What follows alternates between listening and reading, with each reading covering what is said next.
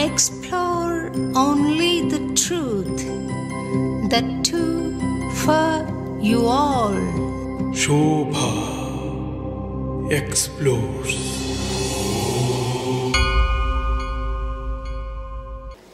నమస్తే అమ్మా. నమస్తే అమ్మా.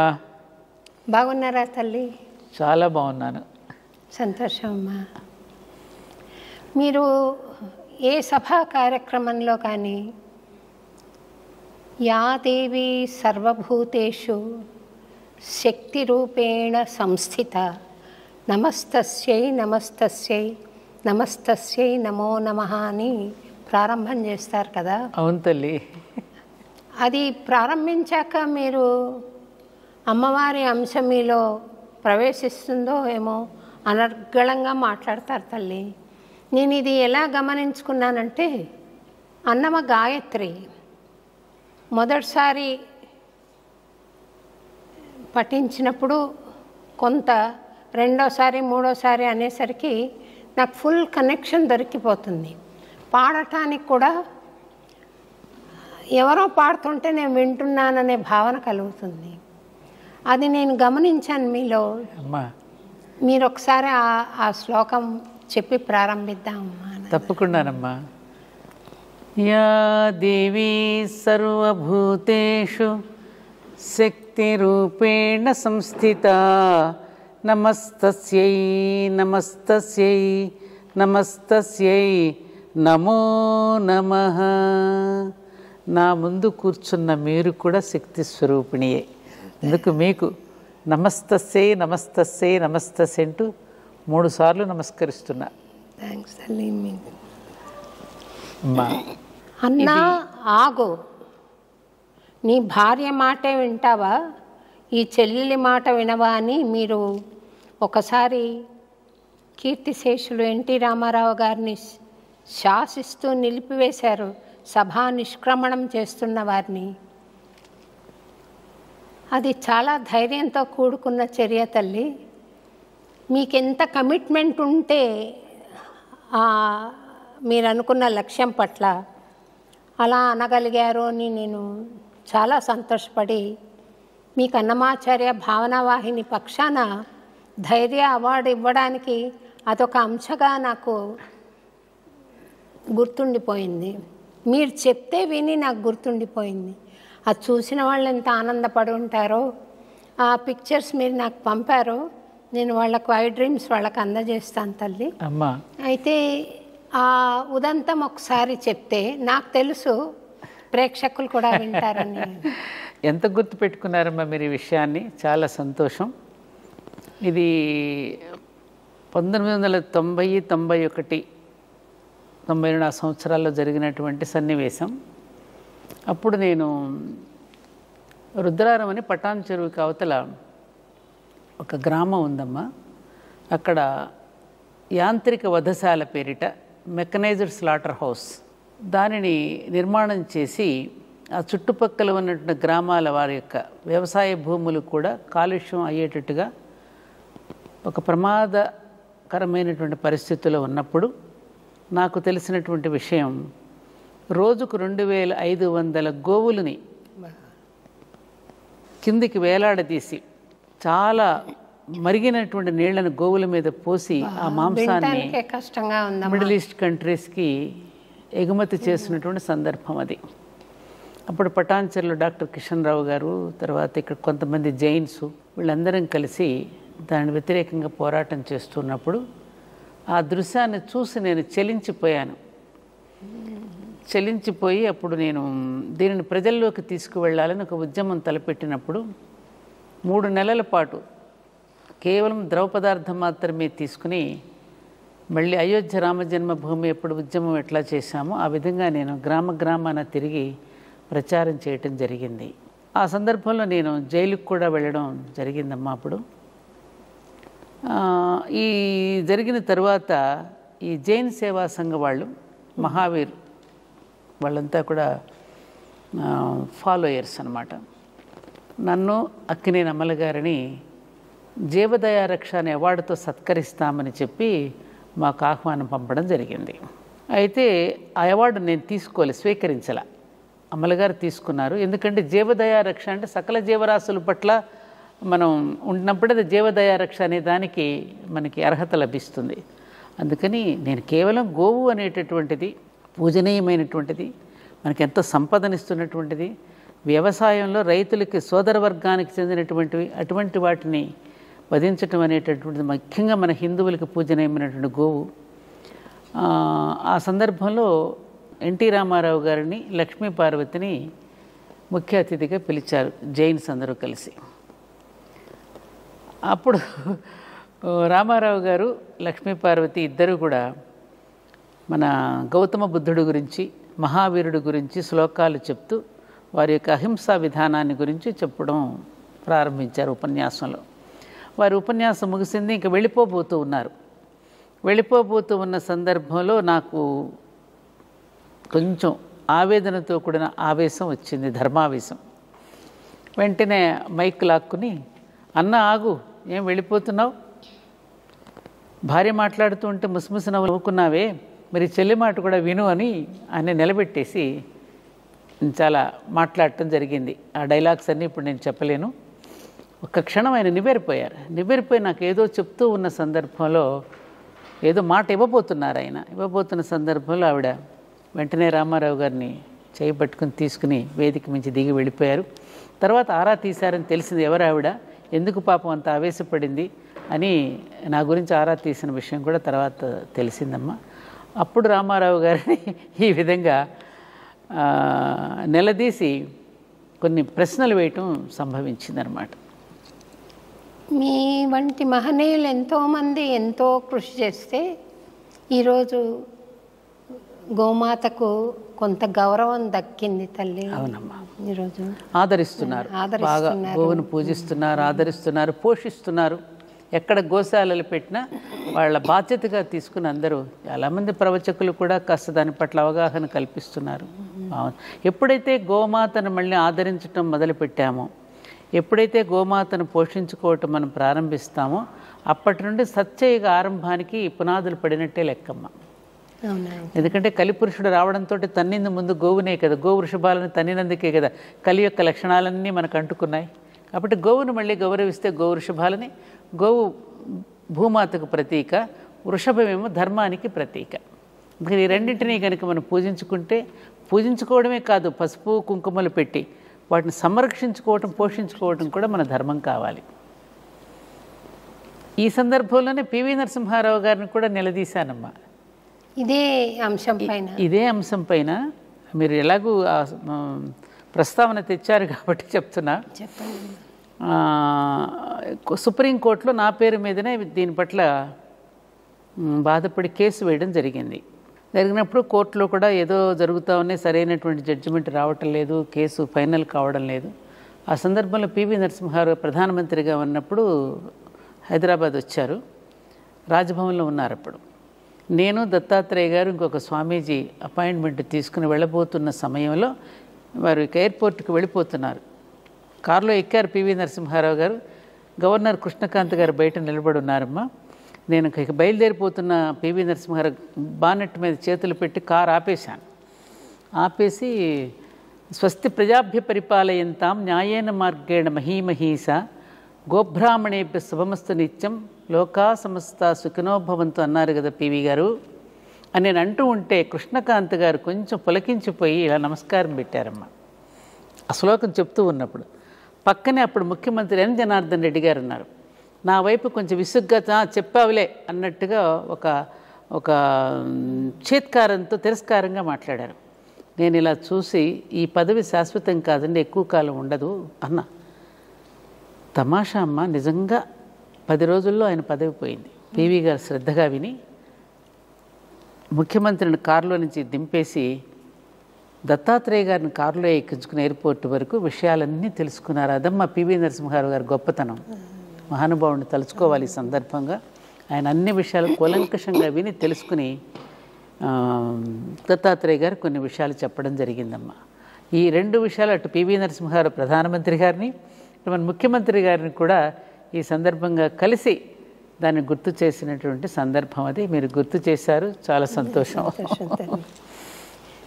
అమ్మ, మీరు గోమాత గురించి ప్రస్తావన చేశాం కదా మనం. ఇప్పుడు గోవులో సమస్త దేవతామూర్తులు నివసిస్తారు అని మనం విశ్వసిస్తాం. కానీ హేతువాదులు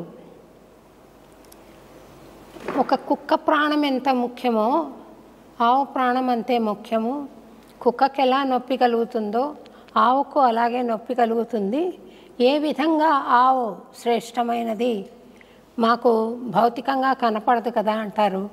వాళ్ళకి ఎటువంటి సమాధానం ఇస్తే బాగుంటుంది అని. అమ్మా, ఇప్పుడు మనకి కూడా మానవులలో కూడా తల్లికి ఇచ్చే స్థానం తల్లిది, భార్యకి ఇచ్చే స్థానం భార్యది మనం ఎలా అయితే ఇస్తున్నామో, సమస్త జీవరాశులలో మానవ జన్మ అనేటువంటి దుర్లభమైనది, ఉత్తమమైనది అని చెప్తారు కదా. అలాగే ఆవుని ఎప్పుడు కూడా మనం జంతువు అని, పశువు అని ఇప్పుడు మనం పిలవం. ఆవుని గోమాతగా మనం ఎందుకని ఆరాధిస్తున్నామంటే, సృష్టి ఆరంభంలో ద్వాదశాదిత్యులు, అష్టవసువులు వీళ్ళందరూ కూడా యజ్ఞం చేస్తూ ఉన్నప్పుడు యజ్ఞంలో మొట్టమొదటిసారిగా దానిలో నుంచి వచ్చింది కామధేనువు. ఎందుకు వచ్చింది, ఎందుకు ఇచ్చారు మనకి కామధేనువుని? కామధేనువుని గనుక ఇస్తే మానవాళిని కామధేనువే చూసుకుంటుంది. దాని యొక్క సంపద ద్వారా మానవులందరూ కూడా మనుగడ సాగిస్తారు అనే ఉద్దేశంతో మనకి భగవంతుడు సమర్పించినటువంటిది కామధేనువు. తర్వాత కల్పవృక్షం. అందుకనే దేవాలయాలలో విగ్రహ ప్రతిష్ఠ చేసేటప్పుడు నేత్రోన్మీలనం చేస్తారు. ఆ ఉన్మీలనం చెయ్యగానే వెంటనే అక్కడ గోవుని ఎందుకు ముందు పెడతారు? భగవంతుడి దృష్టి కనుక గోవు మీద పడితే గోవు దృష్టి మన మీద ఉంటుంది. అందుకని గోవు యొక్క పృష్ఠభాగంలో లక్ష్మి ఉంటుంది అనడానికి కారణం ఏమిటంటే, అక్కడ నుంచి వచ్చేటువంటి పంచగవ్యాలు ఏవైతే ఉన్నాయి పృష్ఠభాగం నుంచి, పాలు, పెరుగు, వెన్న, నెయ్యి, విత్తము, ఆవు పేడ, మలము, ఇవన్నీ కూడా పంచతం, ఇవన్నీ కూడా ఔషధ గుణాలు కలిగినటువంటివి, మనకు ఆరోగ్యాన్ని ఇచ్చేటటువంటిది. కాబట్టి గోవును మనం మాతగా స్వీకరించి దాని నుంచి సంపదను మనం పొందుతున్నాం. కాబట్టి సైంటిస్టులు కూడా దాన్ని నిరూపించారు. గోవు యొక్క గర్భంలో అర్ధసేరు బంగారం ఉంటుందని మన పూర్వీకులు చెప్పే విషయాన్ని మన గుజరాత్లో ఒక శాస్త్రవేత్త నిరూపించి దానిలో నుంచి బంగారం తయారు చేసి కూడా చూపించాడు మనకి.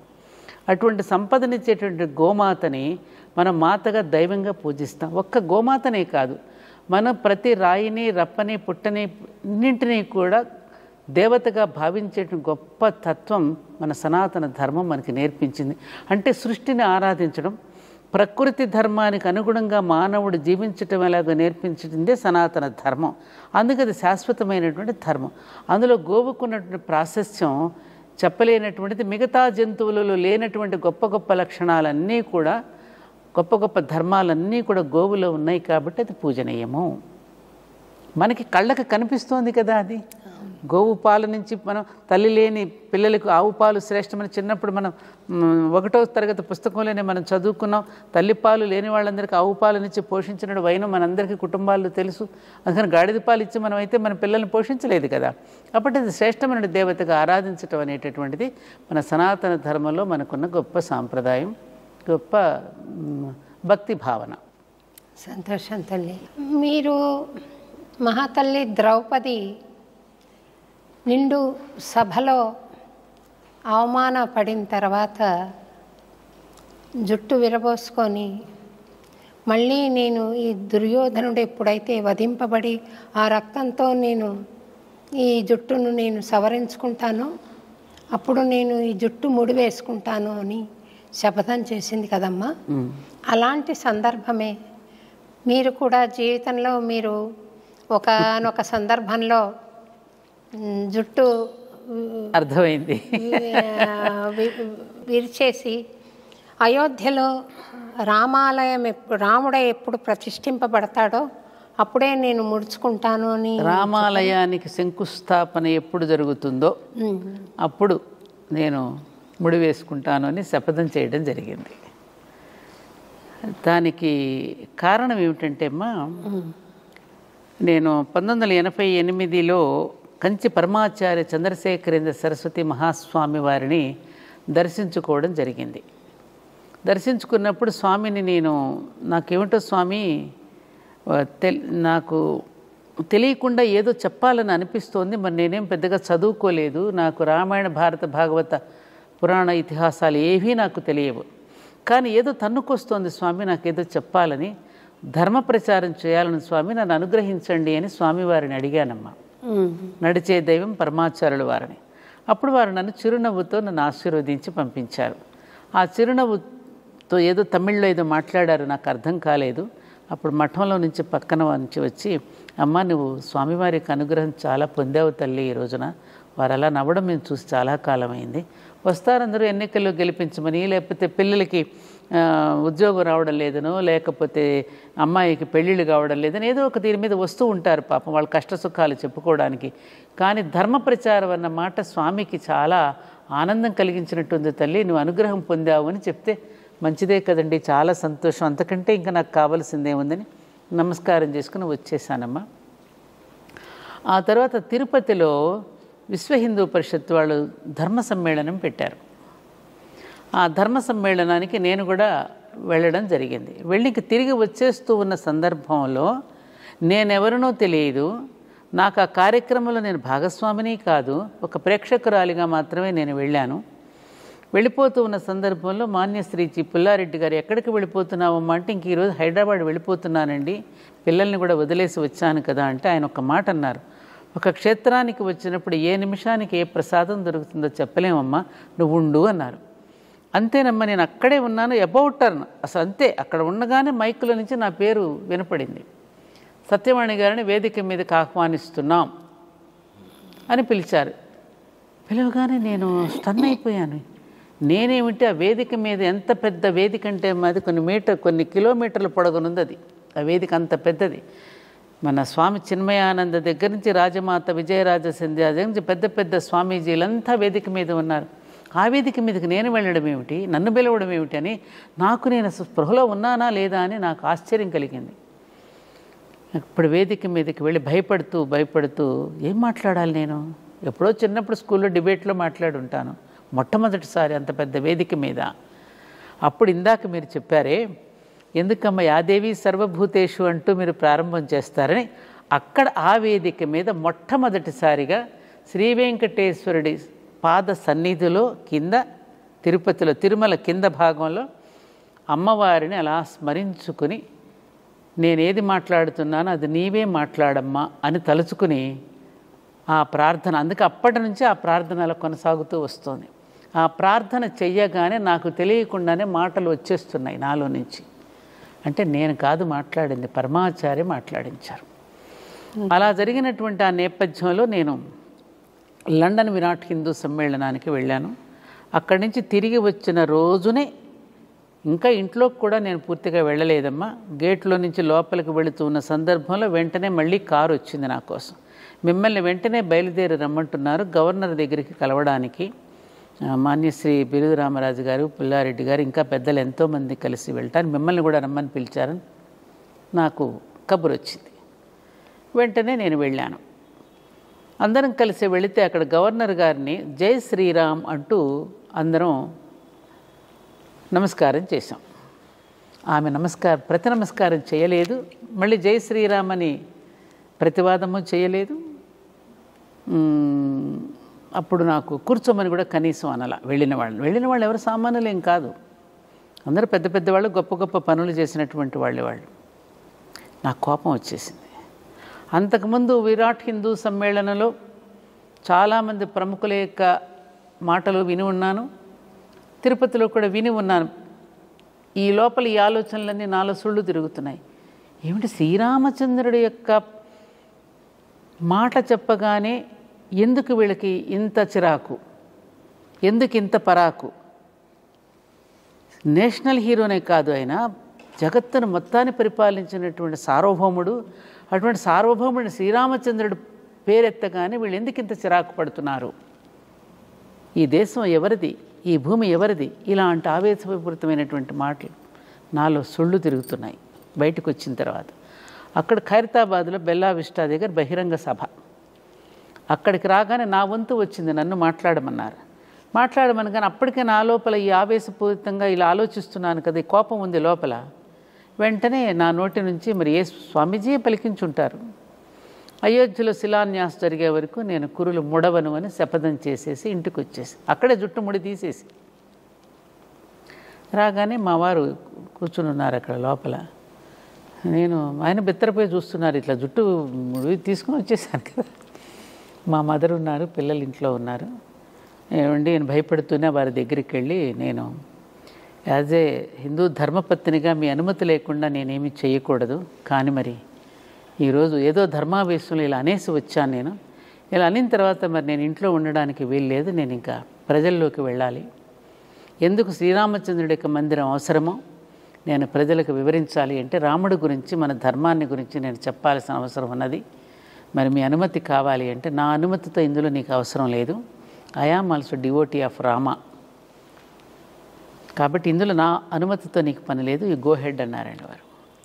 మా అమ్మాయిని కూడా అడిగాను, తను కూడా ఇలాగే, ఇప్పుడే చదివానమ్మా, జీవితాంతం పగలు చిమ్మే కంటే ఒక్క క్షణం వెలిగి ఆరిపోయినా చాలని, నువ్వు వెళ్ళి నీ స్ఫూర్తితో మేము బ్రతికేస్తామని అబ్బాయి ఇలా ప్రేరణ ఇచ్చిపోయి అప్పటికప్పుడు హ్యాబిట్స్కి వెళ్ళి ఒక మైక్ సెట్ కొని, నా దగ్గర ఇంకా ఉంది అది, కొనుక్కుని ఒక చిన్న మెటాడోర్ని శక్తిరథంగా తయారు చేసుకుని నాకు నేనే 2 కుర్రవాళ్ళని పెట్టుకుని, ఇప్పుడు మాతాజీ శివచైతన్య గారిని విజయవాడలో ఉన్నారమ్మా. ఇప్పుడు అమ్మ, ఒక సన్యాసినిగా నేను చేయవలసిన దాన్ని మీరు గృహస్థుగా తీసుకున్నారు కాబట్టి నేను సిగ్గుపడుతున్నాను, నేను వస్తాను మీతో అని ఆవిడ అనడం, ఆమెను వెంటబెట్టుకుని అలా అన్ని గ్రామాలు రోజుకు 18 గంటలు 18 గ్రామాలు తిరిగి శ్రీరామచంద్రుడు సన్నిధికి వెళ్ళి మొట్టమొదటిగా శిలాన్యాసం చేసే అదృష్టాన్ని, రాముడి యొక్క అనుగ్రహాన్ని పొందిన ధన్యజీవినమ్మ. సంతోషం తల్లి. అక్కడ నవయుగ ద్రౌపది అని ధర్మాచార్యులందరూ మంగళాశాసనం చెబుతూ వేణీబంధనం చేశారు. ఇది ఆనాడు జరిగిన సంఘటన. మీకు పరమాచార్య యొక్క అనుగ్రహం. తగిన సంభావన తల్లి. అమ్మా, మీకు తగిన సంభావన. అమ్మ ఈ ధర్మపురి అని ఒక దేవస్థానాన్ని మీరు ఏర్పాటు చేశారు కదమ్మా. అక్కడ సకల దేవతామూర్తుల్ని నేను దర్శించుకున్నాను. నేను 5-6 సార్లు వచ్చాను. అవునమ్మా, చూశాను. చాలా దివ్యంగా ఉంటుంది తల్లి భావన. అక్కడికి వచ్చినప్పుడు మిమ్మల్ని చూసినా, అమ్మవారిని చూసినా ఒకే భావన కలుగుతూ చాలా అద్భుతమైన ప్రకంపనలు ఉంటాయి అక్కడ. అయితే మీరు అక్కడ షిరిడీ బాబాను కూడా ప్రతిష్ఠ చేశారు కదా. షిరిడీ బాబా ఒకప్పుడు నేను వెంకటేశ్వర స్వామికి ప్రతిరూపంగా భావించి నేను ఆరాధించిన మూర్తి ఆయన. నాకు కలిగిన అనుభవాలు కూడా చాలా ఉన్నాయి, ఎంతోమందికి. అవునమ్మా. అయితే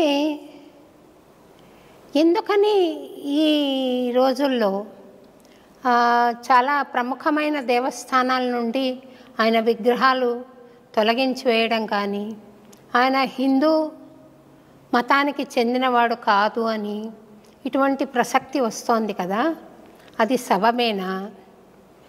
ఏమాత్రమూ సబబు కాదు. నాకు కూడా చాలా బాధ కలుగుతుంది ఈ విషయంలో అమ్మ. అసలు సనాతన ధర్మం అనేటువంటి పదాన్ని కూడా ఎలా పడితే అలా వాడేస్తూ, దాని యొక్క లోతు తెలియనటువంటి వ్యక్తులు కూడా ఇష్టం వచ్చినట్టు మాట్లాడేస్తున్నారు. ఈ మధ్యన సోషల్ మీడియాలో చూస్తున్నారు. ఈ మధ్యన ఈ షిరిడీ సాయిబాబా గురించి ఏదో సందర్భంలో మాట్లాడుతూ ఉన్నప్పుడు ఒక అతను కామెంట్ పెట్టాడు, అమ్మ మీరంటే చాలా గౌరవం, మీరు ముస్లింని మీరు ప్రోత్సహిస్తున్నారు కాబట్టి మీరంటే గౌరవం తగ్గిపోయింది నాకని పెట్టాడు ఒక కామెంట్. అంటే వీళ్ళు ఎంత మూర్ఖత్వంతో ఆలోచిస్తున్నారు, ఎంత మూర్ఖత్వంతో ఆలోచిస్తారు, ఎంత దిగజారుడుతనంతో ఆలోచిస్తున్నాం మనం. అంటే హిందువుగా పిలువబడుతున్న వాళ్ళందరూ గొప్పవాళ్ళుగా ఉన్నారా? మహమ్మదీయులుగా పిలువబడుతున్న వాళ్ళందరూ దుర్మార్గులుగా ఉన్నారా? కరెక్ట్. ఎవరు ప్రేరేపిస్తున్నారు? ఇటువంటి మత ఘర్షణలు ప్రేరేపిస్తున్న వాళ్ళని వదిలిపెట్టి సామాన్యులను కూడా అలా పెట్టేసి మాట్లాడటం అనేది ఎంతవరకు సబబు? ఇప్పుడు మన ధర్మపురి క్షేత్రంలో ప్రతి సంవత్సరం శ్రీరామనవమి చేసేటప్పుడు మహమ్మద్ షరీఫ్ మియా గారు తలంబరాలు పట్టుకొస్తారు, ముత్యాల తలంబరాలు. ఆ విధమైనటువంటి ఒక సోదర భావంతో జీవిస్తున్నటువంటి జీవన విధానం మనది. సనాతనం అంటే ఏమిటి అసలు? పురాతనం కాదు కదా, శాశ్వతమైన ధర్మం, ఎటర్నల్ ధర్మ. అది ఎవరు వ్రాయబడింది కాదు, అది అపౌరుషేయం. ప్రకృతి ధర్మమే మానవ ధర్మంలో ఉన్నది. ప్రకృతితో శృతి కలుపుకుంటూ జీవించడమే మానవ ధర్మం. Man is the grand symbol of universe. బ్రహ్మాండంలో ఏదైతే ఉందో ఈ పిండాండంలో కూడా అదే ఉన్నది. అందుకని ఈ వైవిధ్యాన్ని అర్థం చేసుకుంటూ మనం పురాణాలు మాట్లాడుకోవద్దమ్మా. రామాయణం, భారతం, భాగవతం, వేదాలు ఇవన్నీ పక్కన పెడదాం. నువ్వు ఒకసారి ప్రకృతిని గమనిస్తే ఆకాశం అందరికీ ఒకటేనా? మహమ్మదీయులకి వేరుగా, క్రైస్తవులకి వేరుగా, హిందువులకి వేరుగా ఉన్నదా? నేల మీరు పాడుతూ ఉంటారుగా, బ్రహ్మం ఒక్కటే పరబ్రహ్మం ఒక్కటే అని. ఒకరికి ఒక విధంగా ఉన్నదా? గాలి ప్రత్యేకించి హిందువుల మీద ఒక రకంగా, మహమ్మదీయుల మీద ఒక రకంగా వీస్తోందా? నదీ జలాలు, సముద్ర జలాలు ఒకరికి ఒక రకంగా మరొక రకంగా ఇస్తున్నాయమ్మా. అందరం తాగుతున్నది అదే నీరు, అందరూ నడుస్తున్నది అదే నేల, అదే ఆకాశం. ఈ భేదభావాలు సృష్టిస్తున్నది ఎవరు? మానవులు. అసలు ఆయన మహమ్మదీయుడని ఎవరు చెప్పారు? ఎవరు నిర్ధారించారు మహమ్మదీయుడని? అయితే కూడా ఒకవేళ మహమ్మదీయుడు అయితే కూడా తప్పేమిటి? ఒక మహమ్మదీయుడు, ఇప్పుడు భక్త కబీర్ విన్నాం మనం. భక్త కబీర్ రామభక్తుడిగా ఉండి కీర్తనలు పాడుకుంటూ ఎంతమందిలో భక్తిభావాలు నెలకొల్పి కబీర్ దోహాలు ఎంత గొప్పగా ఉంటాయమ్మా. మన అబ్దుల్ కలాం గారు ఏ రాష్ట్రపతి అమ్మా 3 పెన్నులతోనూ 3 కోట్లతోనూ 2 ప్యాంట్లతో బయటకు వచ్చేసాడు ఆయన. ఎంతమంది అలా ఉండగలిగారు? అటువంటి గొప్ప మహానుభావుడు రామేశ్వరంలో ప్రసాదాన్ని స్వీకరించేవాడినని చెప్పాడే. ఆ అస్త్రాలను ప్రయోగిస్తున్నప్పుడు కూడా ఏమన్నాడు? రామేశ్వరం గుడిగంటలు మోగుతున్నట్లు ఉన్నాయన్నారు ఆయన. కంచి పరమాచార్యులు వారు, ఆయన శంకర మఠం దగ్గర సమీపంలో ఒక మసీదు ఉంటుందమ్మా. అక్కడ ఆ మసీదును తొలగించాలని కొంత ప్రయత్నం జరుగుతూ ఉన్నప్పుడు స్వామీజీకి ఆ విషయం తెలిసి దాన్ని ఆపారు. ఆయన ఆపేసి ఏమన్నారు? అక్కడ వాళ్ళు నమాజు చేసుకుంటూ ఉన్నప్పుడు నాకు ప్రార్థనా సమయాన్ని గుర్తు చేస్తుంది కాబట్టి దయచేసి దాన్ని తొలగించకండి అని చెప్పారు ఆయన. చాలా గొప్ప మాటమ్మా. ఇప్పుడు మా రామకృష్ణ పరమహంస కానీ, షిరిడీ సాయినాథుడు కానీ, మన స్వామి వివేకానంద, తర్వాత మన రమణ మహర్షి, ఈ యోగులందరి చరిత్రలు చదివితే ఆ యోగులందరి జీవితాలను తడిమి చూస్తే వాళ్ళు ఏం చెప్పారు మనకి? అందుకని మనది అసలు మతం కాదు కదా, మనది ధర్మం. అందరినీ ఆదరించినటువంటి భూమి.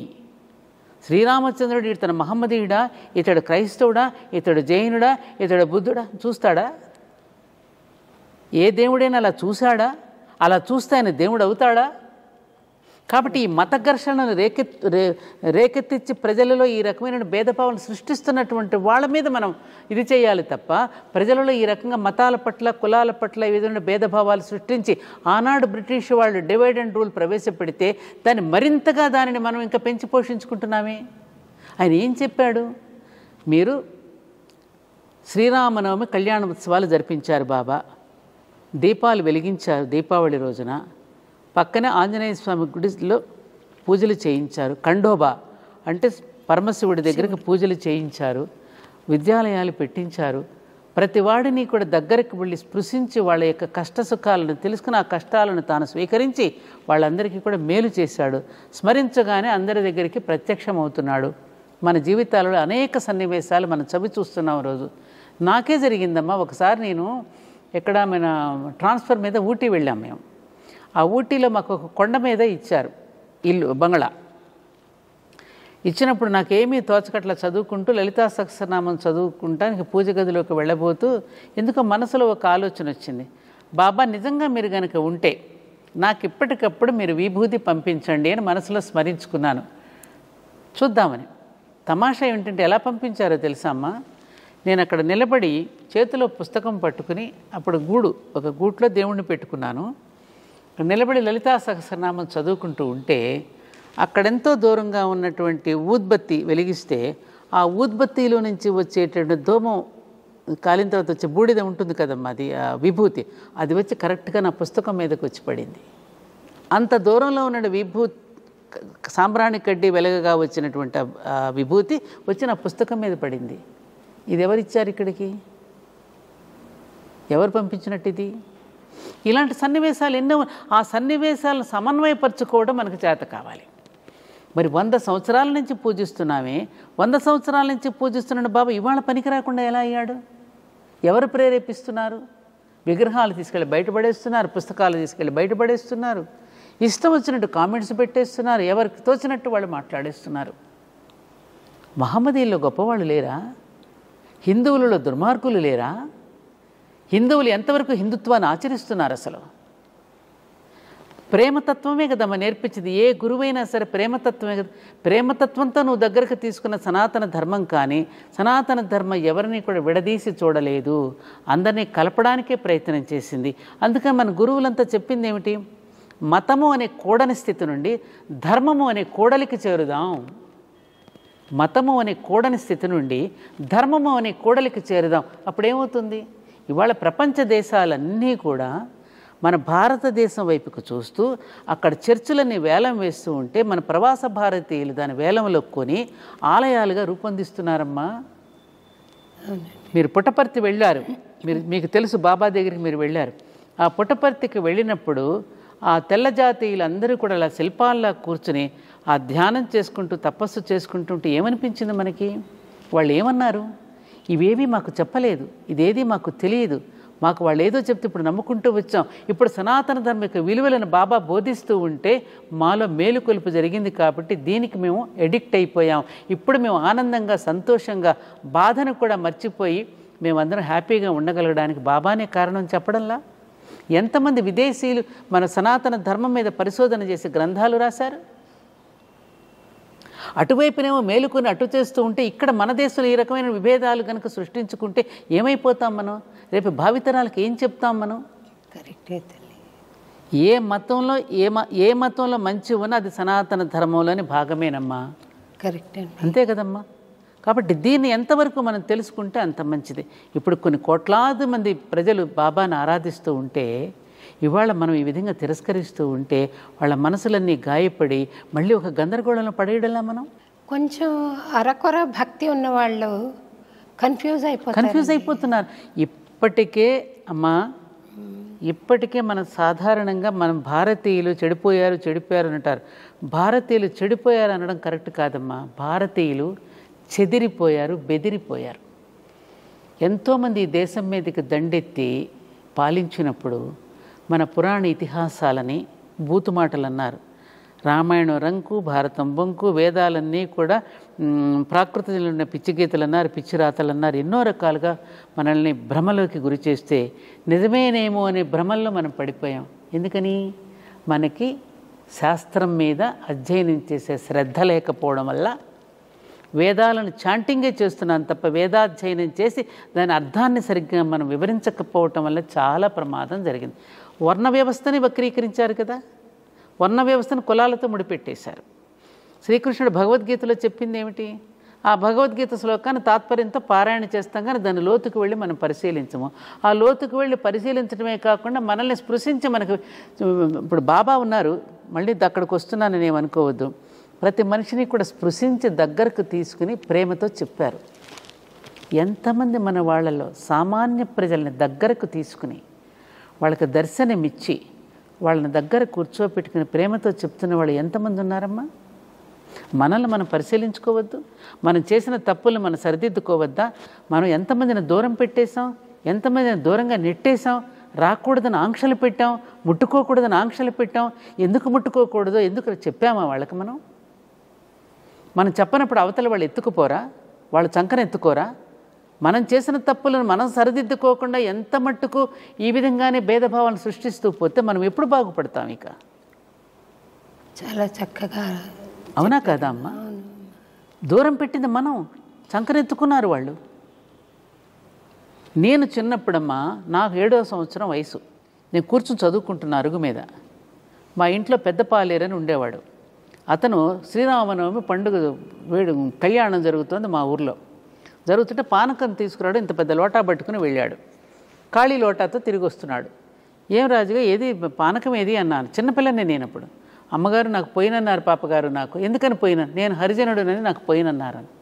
ఎవరా నిన్న రా నేను పోయిస్తాను, ఎలా అడుగు? అప్పుడు వెళ్ళి నిలదీసి అడిగి పానకం పోయించి తీసుకొచ్చా. ఎందుకు అతనికి పోయినన్నారు? హరిజనుడు అంటే ఎవరు? ఎందుకు అతను దూరంగా పెడుతున్నారు మీరు? చిన్నప్పుడే నేను పోరాడాను ఈ విషయం మీద. అలా దూరం పెట్టింది ఎవరు? మనం కదా. ఎందుకు దూరం పెట్టాం? ఎందుకు? శాస్త్రం ఏం చెప్పింది? మనసున్నవాడు, మనసుతో పనిచేస్తున్నటువంటి వాడు వేదాధ్యయనం చేయాలి. శరీరంతో పనిచేసేటటువంటి వాడు ఆజ్ఞ మేరకు శరీరంతో పనిచేస్తున్న వేదాధ్యయనంతో పని లేదు. శరీరాన్ని సమాజానికి సమర్పించుకుంటూ అతను సేవ చేస్తున్నాడు కాబట్టి వర్క్ ఈజ్ వర్షిప్. అది పూజ కంటే గొప్పదైనది కాబట్టి అతను దేవాలయాలకి రాకపోయినా పర్వాలేదు, అతనే పూజనీయుడు, అతడు అందరికంటే గొప్పవాడు అని చెప్పింది వేదం. మరి దాన్ని చెప్పామా మనం? నాకు ఒక సంఘటన గుర్తొస్తుందమ్మా. నేను అన్నమాచార్య స్కాలర్షిప్ స్టూడెంట్గా ఉన్నప్పుడు మా పల్లెకి వెళ్ళాను. మా పల్లె మదనపల్లెకి ఒక 20 కిలోమీటర్ల దూరంలో ఉంటుంది తిరుమల రెడ్డి వారి పల్లె అని. అక్కడ ఇక్కీరప్ప అని ఒక ఆయన ఉంటాడు. వాళ్ళ భార్య ఓబి వాళ్ళ అత్తగారు అనుకుంటా. వాళ్ళ భార్య పేరు గుర్తు రావట్లేదమ్మా. వాళ్ళిద్దరిని నేను పిలిచి, వాళ్ళు ఏకనాదం ఉంటుంది కదా, tongue tongue tongue tongue tongue tongue అంటూ తత్వాలు, సూపులోనే సూపురే పాడేవాళ్ళు. చూపులో చూపు అని చాలా లోతైన మీనింగ్ ఉన్న తత్వాలు వాళ్ళు పాడుతుంటే పిలిపించుకుని వింటున్నాను. నేను చేరేసుకొని కూర్చున్నాను. వాళ్ళని అరుగు మీద కూర్చోమంటే కింద కూర్చున్నారు ఇద్దరు, కూర్చుని పాడుతున్నారు ఇద్దరు. మా నాన్నమ్మ వెనక నుండి వచ్చింది పెద్ద గొంతుతోటి.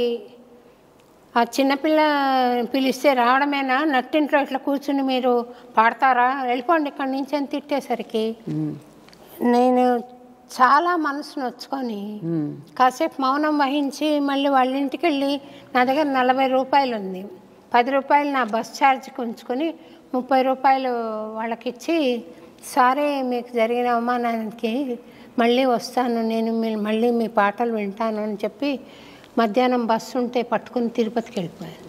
చూడండి, మా నాన్నమ్మ బతిమలాడుతుంటే కూడా దొరసానే ఉండవే అని ఎంత బతిమలాడుతున్నా నేను ఉండలేదు. ఇంకా నాకు అంత బాధ అనిపించింది. అది మా ఇంట్లో జరిగింది. మా నాన్నమ్మ పోనీ మేమేమి ఉత్తమ కులంలో పుట్టిన దాన్ని కాదు, అంటే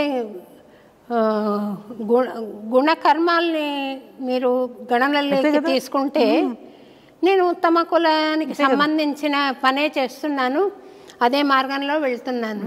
కాకపోతే జన్మతః కాదు. అప్పటికే ఆమెకు అంత కోపం ఉంది అని అంటే, వాళ్ళంటే ఇంకా అందరి వేరే వాళ్ళకి ఎంత ఉంది అని నాకు చాలా బాధ అనిపించింది తల్లి. అది అమానవీయంగా అనిపించింది. తర్వాత నేను ఈ అన్నమాచార్య సంకీర్తనలకు ఇంతగా అంకితం అవ్వడానికి ఇదొక కారణం. చూసారా, ఆయన ఆ సంఘటన మనల్ని ఎక్కడికో తీసుకువెళ్తుందమ్మా. ఏమంటారు, మైల్ స్టోన్స్, మనకి టర్నింగ్ పాయింట్. ఒక సంఘటన మన మేలు కలుపుతుంది. అలాగమ్మా మనం చేసినటువంటి తప్పులే ఇవాళ మరి ప్రపంచమంతా ఉన్నటువంటి సనాతన ధర్మం ఏమ్మా ఇవాళ ఒక దేశం భారతదేశం, ఆ భారతదేశంలో కూడా ఇంత పర్సంటేజ్గానే మిగిలిపోవటానికి కారణం ఎవరంటారు? ఎవరు? మనం కాదా? మౌఢ్యం. ఈవెన్ నౌ, ఇప్పటికీ కూడా స్వాతంత్రం వచ్చిన తర్వాతనైనా మనం సనాతన ధర్మం అని గింజుకుంటూ మన హైందవ ధర్మం అని చెప్పి నినాదాలు పలుకుతూ అరుస్తున్నామే, మన పాఠ్యాంశాలలో చేర్చుకోగలిగామా? సెక్యులరిజం పేరిట ఇప్పటికీ కూడా నేను మన ఒక గవర్నమెంట్ స్కూల్కి, నేను మీ స్కూల్కి హరికథ చెప్పిస్తానండి, మీరు పర్మిషన్ ఇస్తే అని అడిగాను. పర్మిషన్ ఉండదండి ఇక్కడ అన్నారు. దేనికనమ్మా అంటే, సెక్యులర్ ఇది కదమ్మా, ఇక్కడ ఇంకొక అన్యమతాల వాళ్ళు కూడా అడుగుతారుగా, కాబట్టి ఇక్కడ చెప్పడానికి అనుమతి లేదు అని చెప్పింది. దీని ఏమనాలి? మరి పిల్లల నైతిక విలువలను మనం ఏ విధంగా మనం పెంపొందించగలుగుతాం? నైతిక విలువ పెంపొందించాలంటే ఎవరిని ఉదాహరణగా తీసుకుంటాం? మనం ఎవరిని రోల్ మోడల్స్గా తీసుకుంటామమ్మా? చెప్పాలంటే ఇప్పుడు దుర్యోధనుడు, అలాగే రావణాసురుడు, అటు శ్రీరామచంద్రుడు, ధర్మరాజు, శ్రీకృష్ణుడు, ఆ పాత్రల గురించి చెప్పాలి అంటే ఎగ్జాంపుల్స్ చెప్పాలి. ఇవి తప్ప ఇంకేమన్నా ఎగ్జాంపుల్స్ మనకి? మహాత్మా గాంధీ కూడా చిన్నప్పుడు మా అమ్మ రామాయణం చెప్పడం వల్ల ఇంతవాడినయ్యానన్నాడా? శ్రీవామి వివేకానందుడు కూడా తన తల్లి అయినటువంటి భువనేశ్వరీదేవి చిన్నప్పుడు చెప్పిన గాథల వల్ల ఇలా అయ్యానని చెప్పాడా? ఛత్రపతి శివాజీకి జిజియామాత అలా చెప్పడం వల్లే నేను గొప్పవాడు. మరి ఎవరు రోల్ మోడల్స్ వీళ్ళకి? ఎవరు చెప్పాలి వీళ్ళకి? ఇప్పటికైనా మనం మార్చుకోగలిగాము. 77 సంవత్సరాలు అయిపోయింది స్వాతంత్రం తెచ్చుకుని, ఇప్పటికైనా విద్యా విధానంలో మార్పు తెచ్చుకోలేకపోయాం కదా. మరి దోషం ఎవరిదమ్మా? అలాంటి మహానుభావుడు ఎవరు వచ్చి ప్రజలలో ఒక చైతన్యం కలిగించి ఆఖరికి గురు పౌర్ణమిని కూడా మనం చేసుకోవడానికి కారణం షిరిడీ సాయిబాబానే. వ్యాస పౌర్ణమిని గురు పూర్ణిమగా చేసుకోమని చెప్పింది షిరిడీ సాయిబాబా. ఎందుకని ఇటువంటి మౌఢ్యం, మీరు అన్నట్టుగా ఇటువంటి మూర్ఖపుట ఆలోచనలోకి ఇంకా మనం లోపలికి వెళ్ళిపోతే, ప్రజలలో ఇటువంటి భావాలను కనుక రేకెత్తిస్తే ఎలా మన పిల్లలకు సమాధానం చెప్పలేం కదా. నేను కూడా విమర్శలకు లోనయ్యాను తల్లి. సబ్కా మాలిక్ ఏక్ అన్నానని చెప్పి. అవునా? సబ్కా మాలిక్ ఏక్ కాకుండా మరెవరు ఇద్దరు ఉంటారా? దేవుళ్ళు ఒక్కడే, దేవుడు ఒక్కడే, దేవతలు ఎందరో. ఒక్కొక్క భాషలో ఎందరో అయినా కూడా వాళ్ళందరి స్వరూపం మళ్ళీ యజమాని కదమ్మా. యజమాని అంటే ఈ విశ్వానికి ఒక యజమాని ఉంటాడు కదా. అందుకే ఈ విశ్వం మొత్తానికి యజమాని ఒక్కడే అని చెప్పాడు ఆయన. అందులో తప్పే ఉంది? యజమాని ఎవరు? దైవం. దేవతలు ఎందరో, దేవుడు ఒక్కడేనే కదా మన సనాతన ధర్మం మనకు చెప్పింది, మనం చూస్తున్నది. ప్రతి మనిషిని దేవతగానే కొలుస్తాంగా మనం. భారతమాత, గోమాత, భూమాత, ప్రకృతి మాత అన్నింటినీ దైవంగానే గోచరిస్తాడు కదా. చెట్టును కూడా దైవంగా పూజిస్తాం, పిట్టని, గుట్టని అన్నింటినీ కూడా దైవంగా పూజించేదే మన సనాతన ధర్మం. అలాంటప్పుడు మళ్ళీ వేరుగా చూసి ఎందుకు మాట్లాడుతున్నాం? ఇది ఎవరు చేస్తున్నారు? కొంతమంది స్వార్థపరులు చేస్తూ ఉంటే, ఆ స్వార్థపరులు వాళ్ళ స్వార్థం కోసం చేస్తున్నదాన్ని గమనించుకున్నటువంటి స్వార్థపరులను ఖండించాలి. కానీ అందరినీ ఎలా ఖండిస్తావు నువ్వు? నేను మహమ్మదీయుల ఇంట్లో 8 సంవత్సరాలు ఉన్నాము, అద్దెకి ఉన్నాం మేము వైజాగ్లో. నేను రామాయణం చదివి మా అత్తగారికి వినిపిస్తుంటే కుటుంబం అంతా వచ్చి కూర్చుని వినేవారు. వాళ్ళ ఇంట్లో గోవుని ఎంత బాగా పెంచేవారో వాళ్ళు. మధ్యాహ్నం సాయంకాలం వేళ చక్కగా నమాజ్ చేసుకుంటూ మన సనాతన హిందూ ధర్మాన్ని పాటించేవారు వాళ్ళు. నిన్న కూడా ఒక ఆయన చెప్పాడు, నమాజ్ అంటే ఏమిటి? నమః నమః, అది ఋగ్వేదంలో ఉన్నది నమాజ్ అంటే. ఒక మహమ్మదీయుడు చెప్తున్నాడు చక్కగా. నిన్న చూసాను నేను ఒక వాట్సాప్లో మెసేజ్. సబ్కా మాలిక్ ఏక్ కంటే దాంట్లో తప్పే ఉంది. అంటే మన దృష్టి మారాలి, మన చూపు మారాలి. మన దృష్టిలోనే లోపం ఉన్నది. అవగాహన లోపం వల్ల వచ్చేటటువంటి మూర్ఖత్వంతో కూడిన మాటలు తప్ప మరొకటి కాదు. మంచి చేసేవాడు ఎప్పుడూ అవమానాలు పొందుతూనే ఉంటాడమ్మా. రాముడిని అనలా ఈ దేశం? సీతమ్మని అనలా? ద్రౌపదిని అనడలా? ఎవరిని వదిలిపెట్టింది ఈ దేశం? దేవుళ్ళను కూడా కించపరిచి మాట్లాడేటటువంటి తత్వంలో ఉన్నాం ఇవాళ మానవులం. వాడిని వాడు చూసుకోడు. ముందు బ్రహ్మదేవుడు మనిషిని సృష్టించిన తర్వాత మానవుడిని ముందు సృష్టించినప్పుడు ఈ మనిషిని ఎక్కడికి వదిలిపెట్టాలా అని ఆలోచిస్తూ ఉంటే ఇలా వినపడింది ఆయనకి. ఈయన ఎక్కడ పెడతా? ముందు ఆకాశంలో పెడదాం అనుకుంటే, అమ్మో వీడు ఆకాశాన్ని కూడా జయించేస్తాడు, అక్కడ వద్దన్నట్టు. మరి నీళ్ళల్లో పెడదాం, అమ్మో సముద్రాన్ని కూడా లోపలికి వెళ్ళిపోతే అన్నీ జయించేస్తాడు, అక్కడ కూడా వద్దు. పోనీ భూమిలో దాన్ని జయించేస్తున్నాడు, ఎక్కడికో వెళ్ళిపోతున్నాడు. మరి ఎక్కడ పెట్టాలి? మానవుడిలోనే పెడితే దాన్ని జయించలేడు. అందుకే తనను తాను జయించలేకపోతున్నాడు. మనిషిలోనే పెట్టబోయా, అతను జయించలేకపోతాడని చెప్పాడు. ఎంత చక్కని మాట అమ్మా ఇది. అందుకే మనల్ని మనం జయించలేకపోతున్నాం. అందుకని ఆధ్యాత్మికత అనేది అవసరం. ఇప్పుడు మీరు భావకాలుష్యాన్ని నిర్మూలించడానికి సంగీతాన్ని ఎంచుకుని ఇటువంటి భావాలను రూపుమాపి సద్భావాలను నెలకొల్పడం కోసమే మీరు ఒక ప్రయత్నం చేస్తున్నారు కదా. ఈ ప్రయత్నం వృధా కాదు కదమ్మా. కొంతమందిలోనైనా ఒక ఆలోచన రేకెత్తించి వాళ్ళను ఒక మేలుకొల్పడానికి ఇది ఒక సాధనగా మీరు వాడుతున్నారు కదా. కాబట్టి ఈ ప్రయత్నాలు ఏవి కూడా వృధా కావు. ఇది తాత్కాలికంగా వచ్చేటటువంటి ఒక తుఫాను లాంటిదే. ఇది మళ్ళీ నెమ్మదిగా దారిలో పడుతుంది. అంటే చాలా డ్యామేజ్ జరిగిపోతుంది కదమ్మా. విగ్రహాలను ఎత్తేయడము పవిత్ర స్థానాల నుండి అంటే అది సామాన్యమైన విషయం కాదు, దారుణం చాలా అని అనిపిస్తుంది. మరి అక్కడ పరమశివుడికే నచ్చదమ్మా. తాను ఒక మానుష రూపంలో రావాలి అంటే దైవం మానుష రూపేణ ఆయన వచ్చి పరమశివుడు మాట్లాడలేడు కదా. వారణాసిలో ఉన్న ఆ పరమశివుడు తానుగా వచ్చి మాట్లాడలేడు కదా. ఏదో ఒక దేహాన్ని ఉపాధిగా చేసుకుని కదా మాట్లాడిస్తాడు. ఆ ఉపాధిని నడయాడే దైవమే గురువులు. దేవుడు దిగి వస్తే గురువు కనపడతాడు, గురువుకు నమస్కరిస్తే దేవుడు కనపడతాడు. అంతే కదమ్మా. దిగి వచ్చే ఏదో ఒక దేహాన్ని ఉపాధి చేసుకుంటాడు కదా. తను మాట్లాడేయాలంటే ఎవరో ఒకళ్ళని ఆవహించాలి, చెప్పిస్తాడు. అలా వచ్చి చెప్పిన వాడే ఎంతోమంది గురువులు. ఇప్పుడు అన్నమాచార్య అంతే. అన్నమాచార్యుల వారు తన కీర్తనల ద్వారా ఎంత మేలుకొలుపు చేశాడు. ఒక్కొక్క పాటని ద్వారా ఎంత సంస్కరించారు ఆయన. మనం ఆ లోతుకు వెళ్ళామమ్మా. అందుకని మన చూపు మారనంత వరకు మన అంతర్దృష్టి, మన చర్మచక్షువులతో చూస్తున్నాం. ఈ అంతఃచక్షువును కనుక ఒక్కసారి మనం తెరిస్తే సత్యం ఏంటో బోధపడుతుంది. అది తెరవడానికి ఎవరికి ఓపిక ఉండదు, అంత ఓర్పు ఉండదు, తెలుసుకునే ప్రయత్నం చెయ్యరు. మీరు పరమాచార్యుల వారి గురించి ప్రస్తావించారు కదమ్మా. కవితా మనోహర్ గారు అని ఉన్నారు. అవునమ్మా, లలితా మనోహర్ గారు. ఆయన ఒకసారి మా ఇంటికి వచ్చి ఆయన మహిమలు 2-3 నాకు చెప్పారు. అర్జెంటుగా వారి దర్శనం చేసుకోవాలి అని నాకు అనిపించింది. మా ఆయనకు ఫోన్ చేశాను. మా ఆయనకు ఫోన్ చేస్తే, ఏంటి నేను జాబ్ చేస్తున్నాను ఎన్డీటీవీలో, నువ్వు అనంగానే చేయడానికి ఎలా అవుతుందని పాపం మళ్ళీ ప్రయత్నం చేసి తను విల్లుపురం నుండి మెడ్రాస్కి వస్తే నేను హైదరాబాద్ నుంచి మెడ్రాస్కి వెళ్ళి, మా అత్తగారి ఇల్లు మద్రాసులో ఉందన్నమాట. మేము ఇద్దరం కలిసి కంచికి వెళ్ళాం. వెళ్తే స్వామి 4 గంటలకు కానీ దర్శనం ఇవ్వరు అన్నాం. మేము వెళ్ళేసరికి బహుశా 10:30 ఏదో అయింది. సరే అక్కడే కాచుకుని కూర్చున్నాం. స్వామివారి దర్శనం అయ్యాకే కదులుదామని మెల్లిగా తలుపులు తెరిచారు. ఒక్కొక్కరే రావడం మొదలుపెట్టారు. ఒక ఆవిడ గోడ కానుకొని పాడుతోంది. నేను కూడా పాడితే బాగుండు, నన్ను ఎవరు అడుగుతారు, ఇది నా రాజ్యం కాదు కదా అని అనుకుని, అయినా స్వామి నీకు బిగ్గరగా పాడితేనైనా మనసులో పాడుకున్నా నువ్వు వినగలుగుతావు కదా, నువ్వు అలా వింటే ఇప్పుడు కుండపోతగా వర్షం పడాలి అనుకున్నాను. నాకు ఇలాంటి చిన్న చిన్న చిన్న ఏవో సరదాలు ఉన్నాయి, ఆధ్యాత్మికమైన సరదాలు. అంటే స్వామి క్యూలో వెళ్తున్నాము. నా వంతు వచ్చేసరికి నేను నందకుమార్ గారు నిలబడ్డా.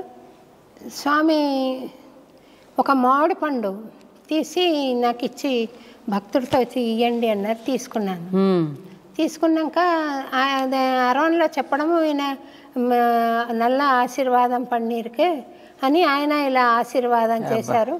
మేము బయటికి ఇద్దరం వచ్చామమ్మ.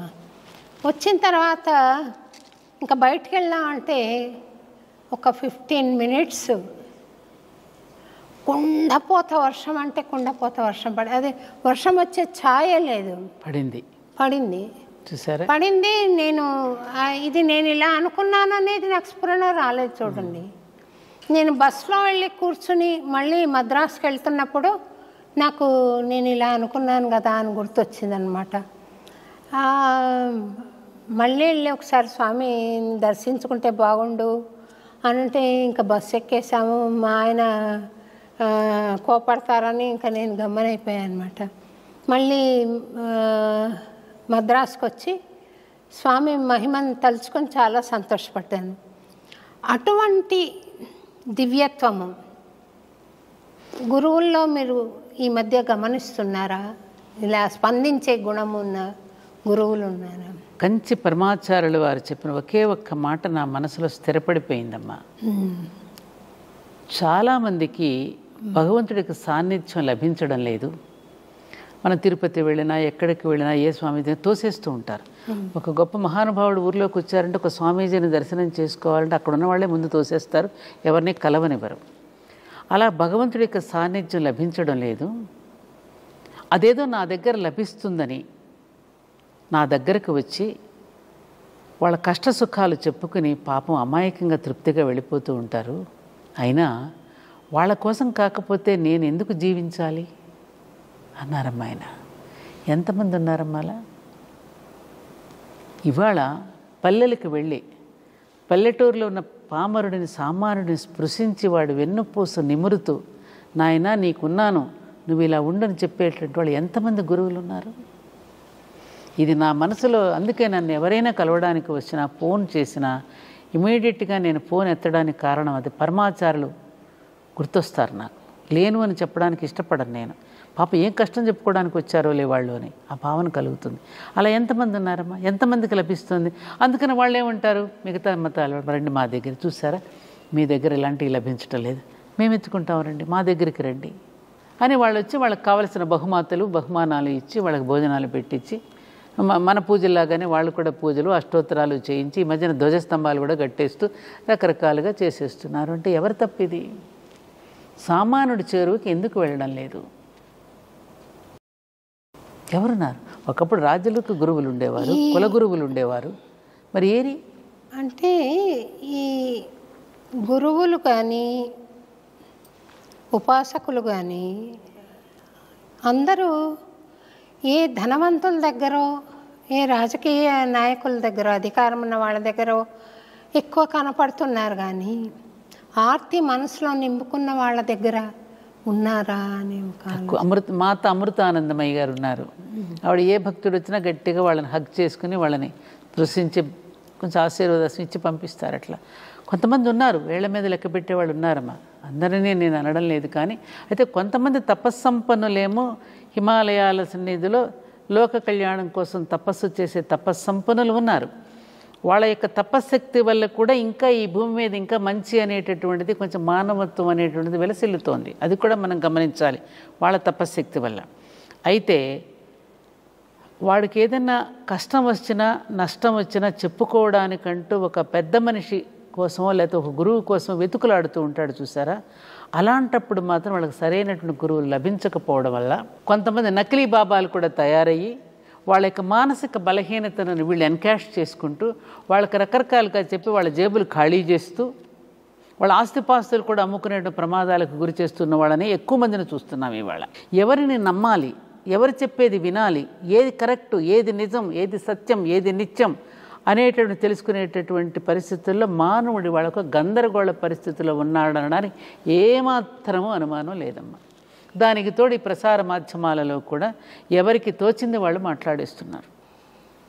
దాంతో కూడా గందరగోళం వస్తుంది కదా. నేను దేవాలయం దగ్గర చూస్తున్నాను కదా, అక్కడ వీళ్ళు ఇలా చెప్పారండి, వాళ్ళు ఎలా చెప్పారని చెప్పి ఆ ఉన్న దీనిని కూడా పాడు చేసి దాంట్లో కూడా కాలుష్యం నింపేసేసి ఆ దీపాలు వెలిగించిన, ముగ్గులు వేసిన, పసుపు కొమ్మలు జల్లేసేసిన రకరకాల విధానాలను పాటించేస్తూ ఉన్నారు. ఈ సోషల్ మీడియా వచ్చి మంచి జరిగింది, చెడు ఎక్కువ జరిగిందేమో అనిపిస్తుందమ్మా. ఎందుకంటే మంచినీళ్ళు తాగడం చాలా మంచిది, ఎక్కువ మోతాదులో తాగడం అని ఒకళ్ళు చెప్తారు, ఒకళ్ళు తాగితే చాలా చెడ్డది అలాగా ఒక్కసారిగా అంతా అని చెప్తారు. ఇలాగ పాలు తాగితే మంచిది అని ఒకళ్ళు చెప్తారు, పాలు ఆరోగ్యానికి క్షేమకరం కాదు అని ఇంకోళ్ళు చెప్తారు. ఎట్టుపోవాలో తెలియదు. నేను చెప్తున్నా, చాలా ఒకరొకటి చెప్తే ఇంకొకళ్ళు అసలు ఉప్పు తినద్దని ఒకళ్ళు చెప్తారు, ఇంకొకళ్ళు ఇవే తినండి ఇంకొకళ్ళు చెప్తారు, అవి తాగకూడదు ఇంకొకళ్ళు చెప్తారు. ఎవరిది నమ్మాలి? ఒక్కటే సూత్రమమ్మా, భగవంతుడు ప్రతిదానిని కూడా యూనిక్గా క్రియేట్ చేశాడు. ఈ వైవిధ్యాన్ని కనుక ఒక్కసారి మనం పరిశీలిస్తే మనిషిని పోలిన మనిషి లేడు. ఆ మనిషిలో కూడా ఎవరి శరీరతత్వం వాళ్ళదే, బాడీ కాన్స్టిట్యూషన్ అంటారు, దాని మీదే హోమియోపతి వైద్య విధానం ఉంటుంది. అందుకే అన్నీ అడుగుతారు హోమియోపతి విధానంలో. నువ్వు నిండుగా కప్పుకుంటావా, సగానికే కప్పుకుంటావా, పక్కకు తిరిగి పడుకుంటావా, వెల్లకిలా పడుకుంటావా, నీకు తీపి ఇష్టమా, ఇన్ని రకాలుగా మన శరీరతత్వాన్ని మనస్తత్వాన్ని కూడా గమనిస్తూ అతను వైద్యం చేస్తాడు. అలోపతి కనిపించేదానికి వైద్యం ఉంటుంది, అక్కడ అనిపించేదానికి వైద్యం చేయటం జరుగుతుంది. అలాగే ఎవరిని వాళ్ళని యూనిక్గా క్రియేట్ చేశాడు భగవంతుడు. అందుకని మనకేమిటంటే అసలు మన విధానం ఏమిటంటే, తల్లి కడుపులో శిశువు పెరుగుతూ ఉన్నప్పుడు తల్లి యొక్క దీని నుండి బొడ్డు నుండి వచ్చేటటువంటి ఆహారం ఏదైతే శిశువు స్వీకరిస్తాడో అదే అతనికి సూట్ అవుతుంది, ఆ ఆహారమే అతను భుజించాలి. మీరు నార్త్ ఇండియా వెళ్ళండి, అక్కడ భోజన విధానం వేరుగా ఉంటుంది. అక్కడ ఆవ నూనెతో వంటలు చేస్తారు, 2 రోజులు తింటాం. మనం 3వ రోజున ఎప్పుడు పోయి ఆవకాయ పచ్చడి వేసి తిందామని మనకు అనిపిస్తుంది. ఎందుకంటే మన చిన్నప్పటి నుంచి ఏ ఆహారపు అలవాట్లకు మనం అలవాటు పడ్డామో అది మన బాడీకి సూట్ అవుతుంది. అది తిననప్పుడు మన బాడీ రిజెక్ట్ చేస్తుంది. వెంటనే మనకి ఏదో ఒక రూపంలో అది బయటకు వచ్చేస్తుంది. వాంతి రూపంలోనో మల రూపంలోనో మనకి రకరకాలుగా మనం చూస్తూనే ఉన్నాం కదా. పడకపోవటం అనేది, ఇది పడలేదండి, అది పడలేదండి అంటే అది రిజెక్ట్ చేస్తుంది. నీ బాడీ మొదటి నుంచి దేనికి అలవాటు పడ్డావో దానికి అలవాటు పడింది. నీ శరీరతత్వం అది. అందుకని శరీరతత్వాన్ని అనుసరించి మనకు వైద్య విధానం ఉన్నది. అది కాకుండా వాళ్ళు ఎవరికి తోచింది వాళ్ళు చెప్తూ ఉంటే, కొన్నాళ్ళ కొబ్బరి నూనె తాగమన్నారు, ఆయిల్ పుల్లింగ్ అన్నారు, రకరకాల విధానాలు వచ్చేస్తున్నాయి. ఇది అలాగే దీంట్లో ఎలా రకరకాల విధానాలు చెప్తూ ఉన్నారు. యోగా అలాగే చెప్తున్నారు, ధ్యానం గురించి అలాగే చెప్తా ఉన్నారు, ఆహార పానీయాల గురించి అలాగే చెప్తున్నారు. ఎటు పోవాలి, అసలే ఎటు పోవాలో తెలియకుండా అయోమయమైన మానవుడికి మరింత గందరగోళంలో పడేస్తున్నారు. విదేశీ నుంచి వచ్చిన పాలకులేమో ఒక రకమైన గందరగోళ స్థితిలో పెట్టారు. మనలో మనం ఇంకా మరింత గందరగోళ స్థితిలో పడిపోయి ఇంకా అయోమయ స్థితిలో పడిపోతున్నాం. ఇది జరుగుతున్న చరిత్ర. మీరు భారతీయం అని ఒక సంస్థను స్థాపించారు కదా తల్లి, దానికి ప్రేరణ ఏంటి, దాని లక్ష్యాలు ఒకసారి ఎవరైనా తెలుసుకొని వాళ్ళు ఉంటే వాళ్ళకు కూడా తెలుస్తుంది అని. అంటే నేను సంస్థను అది ఏర్పడింది అలా. ఎలా అంటే నేను మొట్టమొదటి 1987లో సౌశీలియా అకాడమీ అని ప్రారంభం చేశా. ఎందుకు మా అత్తగారి పేరు సుశీలాబాయి, మా ఇంటికి సౌశీలియా అని పెట్టుకున్నాను. తలుపు మీద సౌశీలియా అని ఉంటుంది. దానికి ప్రేరణ మా హస్బెండే. నీతిగా నిజాయితీగా ఒక ఆఫీసర్ ఎలా ఉండాలి అనే దానికి, అబద్ధం ఆడకుండా ఎలా జీవించాలనడానికి ఆయన ఒక నమూనా. ఆయన చూసినప్పుడు నేను ఆశ్చర్యపోయిన క్షణాలు కూడా చాలా. అవన్నీ ఇప్పుడు నేను టైం సరిపోయి చెప్పలేను. ఆయన ప్రేరణగా తీసుకున్నటువంటి సందర్భంలో ఈ సమాజంలో జరుగుతూ ఉన్నట్టు అవినీతి అక్రమాలు ఎవరు చేస్తున్నారు? చదువుకున్న వాళ్ళ నుంచి ఎక్కువ జరుగుతున్నాయి. చదువుకున్నవాడు ఎందుకు నేరాలు చేస్తున్నాడు అని కారణాలు బాగా వెతికితే నాకు అర్థమైంది ఏమిటంటే, ఒకప్పటి ఆనాడు ఉన్నటువంటి వ్యక్తులు ఎవరూ కూడా నీతిగా నిజాయితీగా కమిట్మెంట్తో పనిచేసేవారు. పాపభీతి ఉండేది. కారణం ఏమిటి? అప్పుడు మనకు ఒక మోరల్ సైన్స్ అనేది ఉండేది, నీతి శాస్త్రం అనేది ఉండేది. ప్రతి స్కూల్లో ప్రతి క్లాస్ పిల్లవాడికి మన ఉపనిషత్తు కథలు, అలాగే మిత్రలాభం లాంటి కథలు, రామాయణ భారతం లాంటి చిన్న చిన్న అంశాల మీద కథలుగా చెప్పడం జరిగేది. ఈ మోరల్ సైన్స్ని తీసేయడం వలన కూడా కొంత ప్రమాదం జరిగి ఉండవచ్చు అని చెప్పి అప్పుడు నేను దానికి సంబంధించినటువంటి కొన్ని సేకరించి, మోరల్ సైన్స్కి సంబంధించిన పుస్తకాలు సేకరించి నేను స్కూల్స్కి వెళ్ళడం ప్రారంభం చేశాను. నాకు నేనుగానే వెళ్తే నన్ను ఎవరో గుర్తుపట్టరు కదా, అందుకని ఏమండి మీ స్కూల్కి వస్తాను, మీ స్కూల్లో బెస్ట్ టీచరు బెస్ట్ స్టూడెంట్ ఎవరైనా ఉంటే మా అకాడమీ తరపున నేను అవార్డు ఇస్తానని చెప్పి వాళ్ళ దగ్గరికి చొచ్చుకుపోవాలి అంటే ఏదో ఒకటి చేయాలిగా. అలా తప్పకుండానండి రండి అని చెప్పి అలా ప్రారంభం చేసి అప్పుడు పిల్లల్ని అడ్రస్ చేయటం, టీచర్స్ అందరినీ కలిపి టీచర్స్ని అడ్రస్ చేస్తూ, అమ్మ ఈ పుస్తకాలు మీరు దగ్గర పెట్టుకోండి, పాఠానికి మధ్య మీరు ఇలాంటి విషయాలు చెప్తే పాఠ్యాంశం పట్లేమో పిల్లలకి భయం ఉంటుంది. ఎందుకని ఇది బాగా చదవాలి, రేపు పరీక్ష రాయాలి. పరీక్ష అనేది వాడికి ఒక టెన్షన్గా మారుతుంది. అదే ఒక సినిమా చూసినా, ఒక కథ చెప్పిన వాడు అటెన్షన్తో వింటాడు ఆసక్తిగా. అందుకని మీరు ఈ కథలు చెప్తూ పిల్లవాడిని ప్రేరణనివ్వండి, వాడిలో ఉన్నటువంటి మానవత్వాన్ని దైవత్వాన్ని మేలుకొలపండి అని నేను టీచర్స్కి మీటింగ్స్ పెట్టి చెప్పేదాన్ని. అలా జరుగుతూ ఉన్నటువంటి నేపథ్యంలో టీవీలో వస్తున్నటువంటి సీరియల్స్, కాళరాత్రి భయంకరమైనటువంటి సన్నివేశాలతో, పిల్లలకి హారర్తో కూడినటువంటి సన్నివేశాలతో కూడిన టీవీ సీరియల్స్ చూసి, ముఖ్యంగా స్త్రీలను దుర్మార్గులుగా చిత్రీకరిస్తూ వస్తున్నటువంటి సీరియల్స్ని, ఏమిటిది మేధస్సును రగిలించడానికా, భ్రష్టు పట్టించడానికా ఈ ప్రసార మాధ్యమాలు ఉన్నది అని ఆలోచించి సిటీలో ఉన్న గొప్ప గొప్ప వాళ్ళందరినీ మా ఇంటికి పిలిచి, మన హనుమాన్ చౌదరి గారు, ఇంకా కృష్ణస్వామి గారు, జస్టిస్ కోదండరామయ్య, ఇలా పెద్ద పెద్ద వాళ్ళందరినీ మన భావజాలంతో సరిపోయే వాళ్ళందరినీ మన ఇంటికి పిలిచి ఒక సమావేశం ఏర్పాటు చేసి, మరి మనం ఇలాగే చూస్తూ ఊరుకుందామా, దీనికి మనం ఏదైనా సొల్యూషన్ చేయగలమా అని ఆలోచన చేసి, అప్పుడు అన్ని ఆర్గనైజేషన్స్ని కలిపి పోసగుచ్చి పెడితే, మాలగా కడితే అదే భారతీయం. అలా వచ్చిందమ్మ.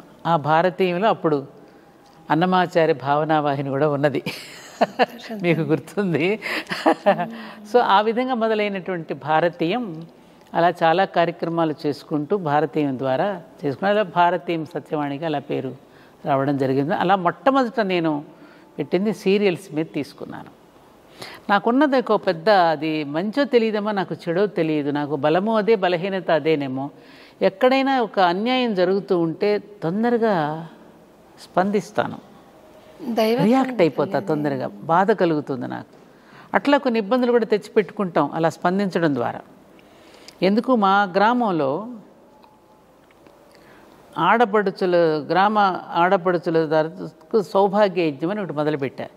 ఎందుకు చేశానో ఇది మీకు చెప్పాలి. నేను మా నాన్నమ్మ దగ్గరికి వెళ్ళినప్పుడు ఒకసారి మా చిన్న నాయనమ్మ దగ్గరికి, మన ఊరిలో మన పేరయ్య శాస్త్రి గారి యొక్క శాపం తగిలిందమ్మా మన ఊరికి అంది. ఎలా నాన్నమ్మ, ఎందుకు తగిలింది, ఎందుకు శాపం పెట్టారా అని అడిగా. ఏం లేదు, పేరయ్య శాస్త్రి గారి అమ్మాయిని మన గ్రామంలో ఉన్న ఒకడు అత్యాచారం చేసి అమ్మాయిని ఇబ్బంది పెట్టాడు, ఆమె ఆత్మహత్యకు గురి చేసుకుంది పాపం.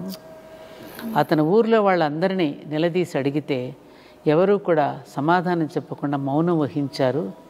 ఎవరినంటే ఎవరు బాధపడతారు. నానాడు గనుక ద్రౌపదికి అవమానం జరుగుతుంటే భీష్మద్రోణులు ఎలా అయితే తల వంచుకుని ఉన్నారో, గ్రామస్తులందరూ అలా తల వంచుకుని ఉన్నారు. అప్పుడు ఆయన మన ఊరికి శాపం పెట్టి వెళ్ళారమ్మా. ఆ శాపమే మన గ్రామానికి పాడి పంటలు లేకుండా అందరూ కూడా కరువుతో బాధపడుతున్నారని మా నాన్నమ్మ చెప్పింది. అరే అలాగా, దీన్ని ఎలా నివారించాలి అని నేను ఆలోచన చేసి, అప్పుడు ఊర్లో ఉన్న మా ఊర్లో పుట్టిన ఆడపిల్లలందరినీ పిలిపించి మనందరం కలిపి మన గ్రామం కోసం ఒక సౌభాగ్య యజ్ఞం చేద్దామని చెప్పి 5 రోజుల పాటు పండితుల్ని పిలిచి యజ్ఞం చేసి, ఊర్లో ఉన్న మగపిల్లలందరినీ పిలిచి లోపల నేను పేరయ్య శాస్త్రి గారిని తలుచుకుంటూ ఆయనకి కన్నీటి తర్పణం చేసి, ఈ గ్రామాన్ని ఇప్పటికైనా క్షమించండి శాస్త్రి గారు, మీ జరిగినటువంటి అన్యాయానికి అనే వెంకటాచలపతి స్వామి దగ్గర నేను రోజు సుప్రభాతం చదువుతూ 5 రోజులు కన్నీటి తర్పణం చేసి పేరయ్య శాస్త్రి గారిని తలుచుకుని, ఆఖరి రోజున గ్రామంలో ఉన్న మగపిల్లలందరినీ పిలిచి 100 గుంజీలు తీయించి అందరి చేత గుమ్మడికాయ కొట్టించి పాశ్చాత్తాప యజ్ఞం చేయించాను. అప్పటి నుంచి గ్రామంలో వర్షాలు పడడం, గ్రామం అంతా ఇప్పుడు సస్యశ్యామలంగా ఉండడం జరుగుతోంది. సంతోషం తల్లి. అలా గ్రామం కోసం అలా ప్రతిదానికి కూడా ఒక ఆలోచన చేసి స్పందించడం అనేటటువంటిది నాకున్నటువంటి ఒక, అది మంచిదో తెలియదు, నాకు చెడ్డదో తెలియదు. చెడ్డది ఎందుకైంది తల్లి, మంచిదే. దానివల్ల కొన్ని ఇబ్బందులు కూడా తెచ్చుకుంటాంగా అమ్మా. మీకు తెలియంది కాదు కానీ అమ్మ, మీరు ఏ వయస్సులో ఈ ధర్మపరమైన కార్యక్రమాలు చేయాలి అని నిర్ణయించుకున్నారు? అమ్మ, నాది చిన్నప్పటి నుంచి ధర్మ కార్యక్రమం, దేశభక్తి. మాకు చిన్నప్పుడు హై స్కూల్లో భారతమాత వేషం నాకు వేసేవారు, మా అక్కయ్యలకి, మా మేనగోడు. ఇప్పటికీ గ్రామంలో ఉంటే మా వంశపారంగా పిల్లలే వస్తుంది, ఎందుకంటే మాకు పెద్ద పొడుగు జుట్లు అందరికీ. అందుకని ఆ భారతమాత వేషం మాకు వేయడం, నాకు, మా అక్క, మా మేనగోడళ్ళు ఇలా వస్తోంది. అలా సందర్భంలో నాకు చిన్నప్పుడు భారతమాతకు జయజయలు, బంగారు భూమికి జయజయలు అనడం, ఆ భారతమాత యొక్క విశిష్టతను మాస్టర్ గారు క్లాసులో చెప్పడం. అప్పుడప్పుడే నాకు 1950లో నేను పుట్టింది. నేను కొంచెం ఎదిగిన తర్వాత ఇంకా స్వతంత్ర పోరాటంలో ఉన్న భావజాలం అప్పుడప్పుడు మాస్టర్ గారులు చెప్పడం, ఇవన్నీ కూడా నాలో ఒక దేశ ప్రేమను పెంచింది. అందుకని నా దేశం అనే నాటికని కూడా నేను రాసి నేను ప్రదర్శించడం కూడా జరిగింది. అలాంటి దేశభక్తితో ఉన్నటువంటి నాకు అనుకోకుండా ఈ ధర్మపురి క్షేత్ర నిర్మాణంలో నేను భాగస్థురాలని కావడం, అందుకని ఆ దేశభక్తి పటాన్ని కూడా అక్కడ పెట్టుకుని, దేశం, ధర్మం, సమాజం వేరు కాదు. దేశం అంటే దేవుడు, ప్రజలంటే దేవతలు, సేవా వ్రతనిష్టయే మనం చేసేటువంటి యజ్ఞము. ఇది కదమ్మా మనదైనటువంటి జీవన విధానం. అందుకని దానిని నేను అక్కడ ఇంప్లిమెంట్ చేస్తూ సమాజపరమైన అంశాలను దైవభక్తితో జోడిస్తూ కార్యక్రమాలు అక్కడ చేయించడం జరుగుతోంది. అందుకని ధర్మం, దేశం, సమాజం 3 ఒకటే అనే భావన చేత అక్కడ జరుగుతూ వస్తుంది. ఇది 1986 అమ్మవారిని ప్రతిష్ఠ చేసిన దగ్గర నుండి నాలో ఈ భావజాలం రావడం. దాని తర్వాత నేను అయోధ్య రామ జన్మభూమి ఉద్యమంలో పాల్గొనడం. అది మరింత అంటే దాదాపుగా మీకు 38 సంవత్సరం. అప్పుడు నాకు అంత వయసు 36-35 ఇయర్స్, అంత కూడా లేదు, 30 to 30 ఇయర్స్. టీనేజ్ ఎలా గడిచింది తల్లి? టీనేజ్ అమ్మా, చాలా అల్లరి పిల్లని. అవునమ్మా, హై స్కూల్ నేనే మగపిల్లని ఏడిపించేదాన్ని, ఆట పట్టించేదాన్ని, వాళ్ళని చాలా అల్లరి చేసేదాన్ని, బాగా నవ్వించేదాన్ని. గ్రామంలో అందరికీ ఒక రకంగా ముద్దు బిడ్డని. వాళ్ళని కూడా కొంచెం ఇట్లాగ ఎదిరించి ప్రశ్నలు వేస్తాను కదా, గ్రామంలో అందరికీ బాగా ఇష్టం. స్కూల్లో కూడా, హై స్కూల్లో టీచర్స్ని కూడా ఏడిపించేదాన్ని. మా తెలుగు మాస్టర్ని మరీ ఆట పట్టించేదాన్ని. ఆయన గోదా గ్రంథమాల నడిపేవారమ్మ మాస్టర్ గారు. ఆయన రచనలన్నీ నేను ఫెయిర్ కాపీ చేసేదాన్ని. అలా ఫెయిర్ కాపీ చేస్తున్నప్పుడే నాకు లాల్ బహదూర్ శాస్త్రీజీ గారంటే చాలా గౌరవం, భక్తి ఏర్పడింది. వారు రాసిన గ్రంథాలన్నీ నేను ఫెయిర్ కాపీ చేసేదాన్ని కదా. ఆ రాస్తున్నప్పుడు, చదువుతున్నప్పుడు కూడా నాలో ఇటువంటి భక్తి భావన కానివ్వండి, దేశభక్తి భావన కానివ్వండి, మహానుభావుల యొక్క జీవిత చరిత్రల ద్వారా ప్రేరణ పొందడం కానివ్వండి, ఇవన్నీ అక్కడి నుంచి ప్రారంభమయ్యాయి. నేను ఒక ప్రశ్న అడుగుతాను, మరోలా భావించకుండా. అయ్యో తప్పకుండా తల్లి. ఎందుకనంటే యువత, ఇప్పటి యువత రకరకాల వెర్రివేషాలకు, వెర్రి భావనలకు లోనవుతున్నారు కదా. వాళ్ళు చేస్తున్న అద్భుతమైన విజయాలు ఉన్నాయి. ఈ ఒకవైపు ఈ వెర్రితలలు వేస్తున్న ప్రవర్తనలు ఉన్నాయి కదా. మీ టీనేజ్లో ఈ ధర్మ మార్గం తప్పకుండా ఉండడానికి, నైతికంగా బలంగా ఉండడానికి మీరు అనుసరించిన మార్గం ఉంటుంది తప్పకుండా. అది యువతకు ఒకసారి తెలియజేస్తారమ్మా. అంటే మా తప్పు యువతది కాదు. ఇవాళ నిజంగా చెప్పాలంటే యువత పక్కదారి పడుతోంది అనడానికి, పట్టడానికి కారణం పెద్దలే తప్పులు చేస్తున్నారు. మేధావులైనటువంటి వాళ్ళు కూడా మౌనం వహిస్తూ ఉన్నారు. ఇప్పుడు మీరు ప్రసార మాధ్యమాల్లో వచ్చేవి కానివ్వండి, సోషల్ మీడియాలో వచ్చేవి కానివ్వండి, చూస్తూ ఊరుకుంటున్నారుగా. దాన్ని ఖండించగలుగుతున్నామా? దాన్ని రూపుమాపగలుగుతున్నామా? పెద్దవాళ్ళు చిన్నప్పుడు, మేము చిన్నప్పుడు అనుసరించినవి.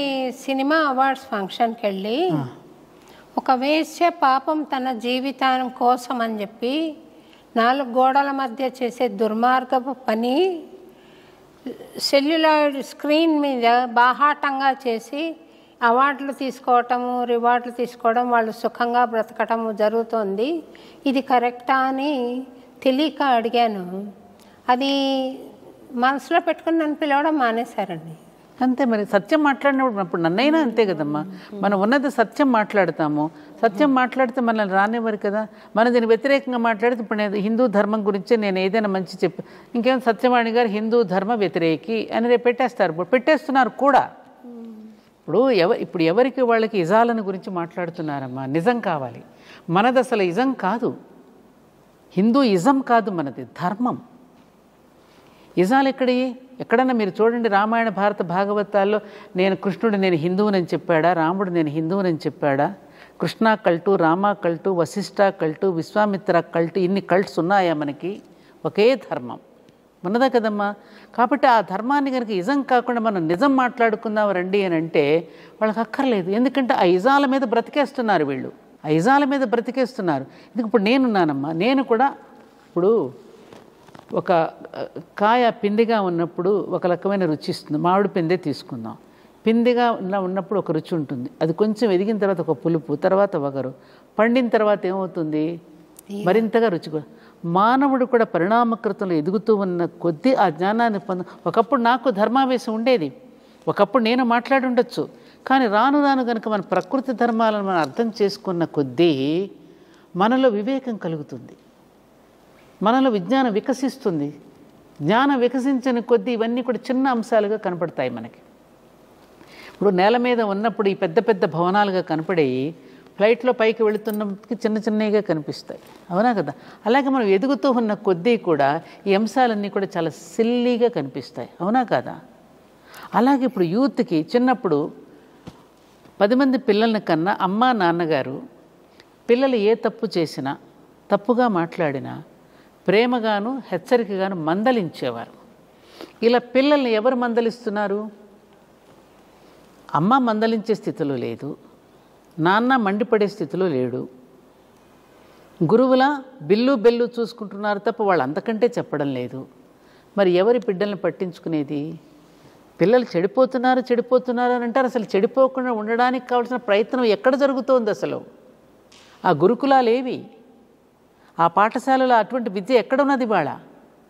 మార్కుల కోసం పోటీ పెట్టడమే తప్ప అసలు రావలసిన మార్పుల గురించి ఎవరు ఆలోచిస్తున్నాం? ర్యాంకులు మార్కులేనా? మన విద్య అంతా విదేశీయులు అనుసరిస్తున్నారు, వాళ్ళ విద్యను మనం అనుసరిస్తున్నాం. చివరికి ఏం జరుగుతోంది? ఇది పెద్ద పెద్ద విద్యావంతులు కూడా చివరికి సంకుచితత్వంతో ఆలోచిస్తున్నారే. మరి ఏది విద్య, ఏది అవిద్య? వివేకమా, విజ్ఞానమా?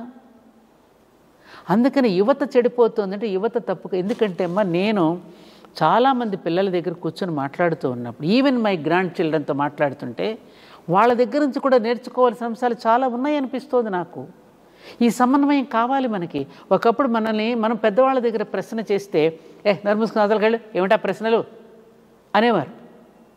పాపం వాళ్ళ మనసులో ఉన్న మాటను చెప్పుకోలేక భయపడి వెళ్ళిపోయేవాళ్ళం మనం. కానీ వాళ్ళ తరం అడుగుతున్న దానికి సమాధానం మన దగ్గర ఉండాలి కదా. ఇప్పుడు నాన్న నువ్వు నన్ను తాగొద్దంటున్నావు, నువ్వెందుకు తాగుతున్నావు అని పిల్లవాడు అడిగితే వాడు సమాధానం చెప్పాలిగా. అందుకని వాళ్ళ పిల్లలు వివాహం చేసుకోవడానికి కూడా భయపడుతున్నారు. కారణం ఏమిటి? ఎందుకు భయపడుతున్నారు వివాహం చేసుకోవడానికి? వాళ్ళు ఇంట్లో చూస్తున్నారు, ఇంట్లో రాద్ధాంతాలు చూస్తున్నారు, యుద్ధాలు చూస్తున్నారు, కొట్టుకోవడం చూస్తున్నారు, తిట్టుకోవడం చూస్తున్నారు, విడిపోవడం. రేపు నేను పెళ్లి చేస్తున్నాను, నా జీవితం కూడా ఇలాగే ఉంటుందేమో అని భయపడిపోతున్నారు. తప్పెవరిది చెప్పండి అమ్మా? తప్పు మనం చేస్తున్నాం. పిల్లలు అడిగేటటువంటి క్వశ్చన్స్కి మన దగ్గర వాళ్ళ ఆన్సర్ లేదమ్మా. అందుకని వాళ్ళు మీరన్నట్టుగా కొంతమంది వాళ్ళ పూర్వజన్మ సుకృతం వల్ల కానివ్వండి, వాళ్ళు పెరిగిన వాతావరణం వల్ల కానివ్వండి, సత్యాన్ని గమనించుకోవడం వల్ల కానివ్వండి, కొంతమంది గొప్ప గొప్ప ఆవిష్కరణలు చేస్తున్నారు, బాగా పైకెస్తున్నారు, మంచి కీర్తి ప్రతిష్టలు చిన్న వయసులోనే తెచ్చుకుంటున్నారు. మనం చూడటల్లా పాట పాడే పిల్లల దగ్గర నుంచి, డాన్స్ వేసే పిల్లల దగ్గర నుంచి, కొత్తగా సైన్స్ని ఆవిష్కరిస్తున్న వాళ్ళ దగ్గర నుంచి చూస్తున్నాం కదా మనం. అది మేధాశక్తి. నేననేది సంస్కారంగా. అదే నేను ఈ సంస్కారం నేర్పకపోవటం మనది తప్పు. తల్లి చెప్తోందా అమ్మ? తండ్రి చెప్తున్నాడా? ఒరే నానాగడ్డి తిని నీకోసమే కదరా ఈ సంపాదన అంతా అంటాడు. నాన్న నేను నానాగడ్డి తిని సంపాదించమని నేను అడిగానా? అడగలేదుగా. ఎందుకోసం సంపాదిస్తున్నావు నానాగడ్డి తిని? అసలు ఇక్కడ పిల్లవాడు ఏమవుతున్నాడు, వాడు ఏం చేస్తున్నాడు, వాడు మనసులో ఏం ఆలోచన ఉందో ఎప్పుడైనా నువ్వు దగ్గర ఒళ్ళో కూర్చోబెట్టుకుని ఎప్పుడైనా వాడిని అడిగావా? దగ్గర కూర్చోబెట్టి వాడు మనసు ఏంటో ఎరిగి నువ్వు ప్రవర్తిస్తున్నావా? అందుకని ఇది పెద్దల వల్ల జరుగుతున్న తప్పే తప్ప పిల్లలది కాదు. ఇప్పుడు ఇక్కడ ఓపెన్ చేసి ఉన్నాయి. ఇప్పుడు చూస్తూ ఉంటే నేను మన రోడ్లో వెళుతూ ఉంటే రాత్రిపూట శిల్పారామం నుంచి ఎన్నో చూడకూడని దృశ్యాలు చూస్తూ ఉంటాను, కళ్ళు మూసుకుని. ఎందుకంటే రాత్రిపూట నేను అక్కడ ఫంక్షన్లన్నీ పూర్తి చేసుకుని ఇంటికి వెళ్ళేసరికి లేట్ అవుతుందమ్మా.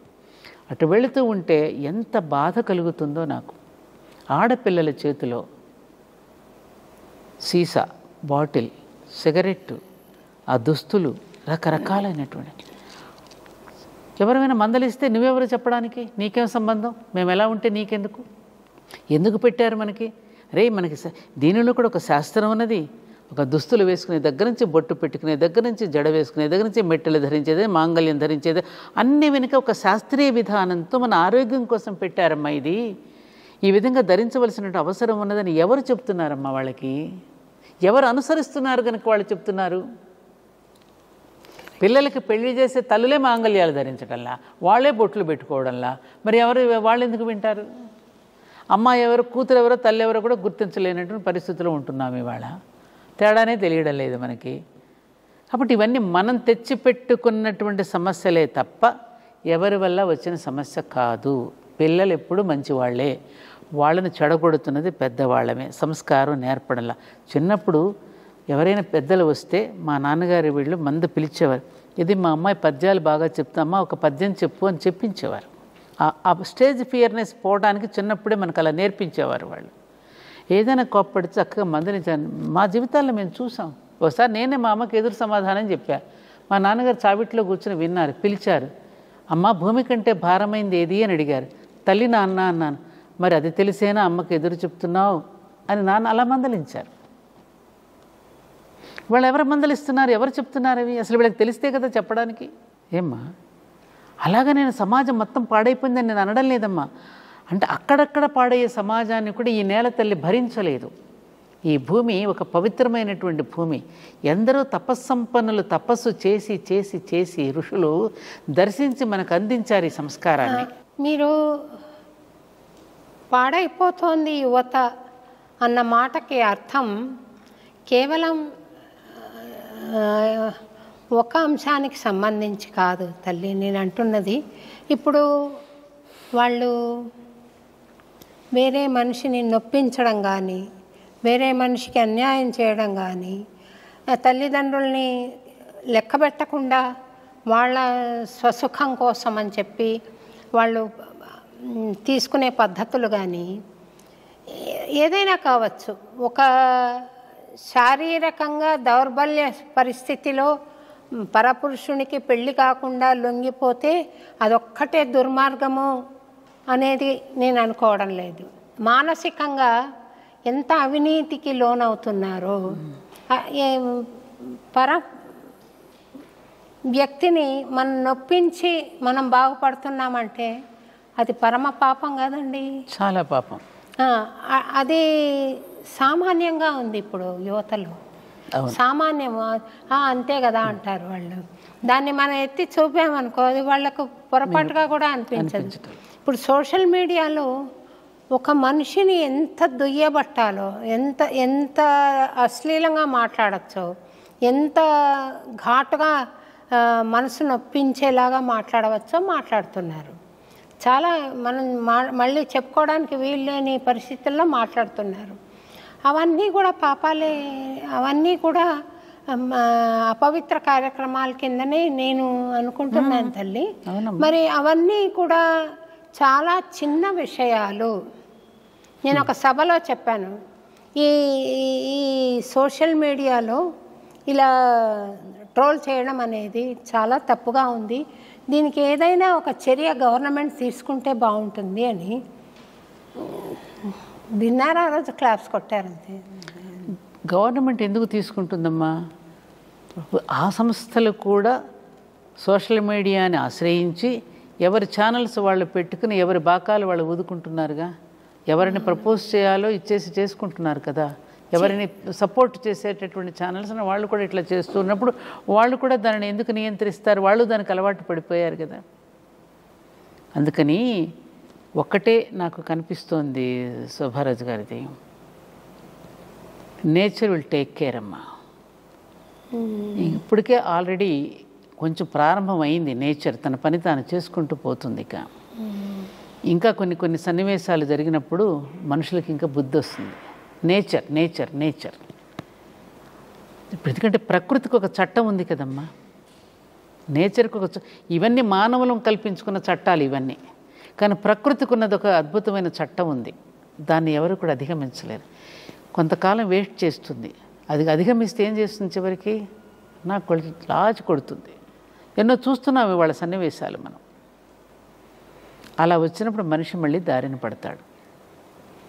అమ్మ, నేను ఒక మాట వింటున్నాను, కల్కి అవతారం పుట్టాడని, 34లో ఆ అవతారం విశదం అవుతుందని వింటున్నాను. నిజమేనా మాట?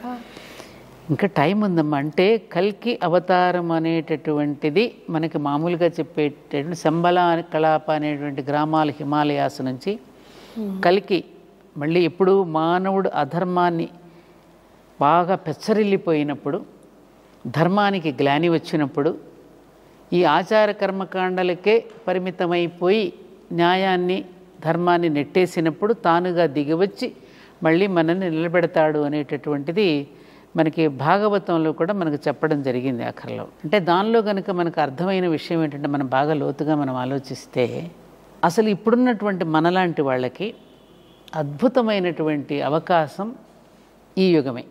తరించగోరినటువంటి వాళ్ళకి మీరున్నారు, మీరు తరిస్తున్నారు. ఆ కీర్తనల ద్వారా భగవంతుడిని మీరు ధ్యానిస్తూ ఆ భావకాలుష్యాన్ని నిర్మూలించడానికి మీరు ఒక ప్రయత్నం చేస్తున్నారు కదా.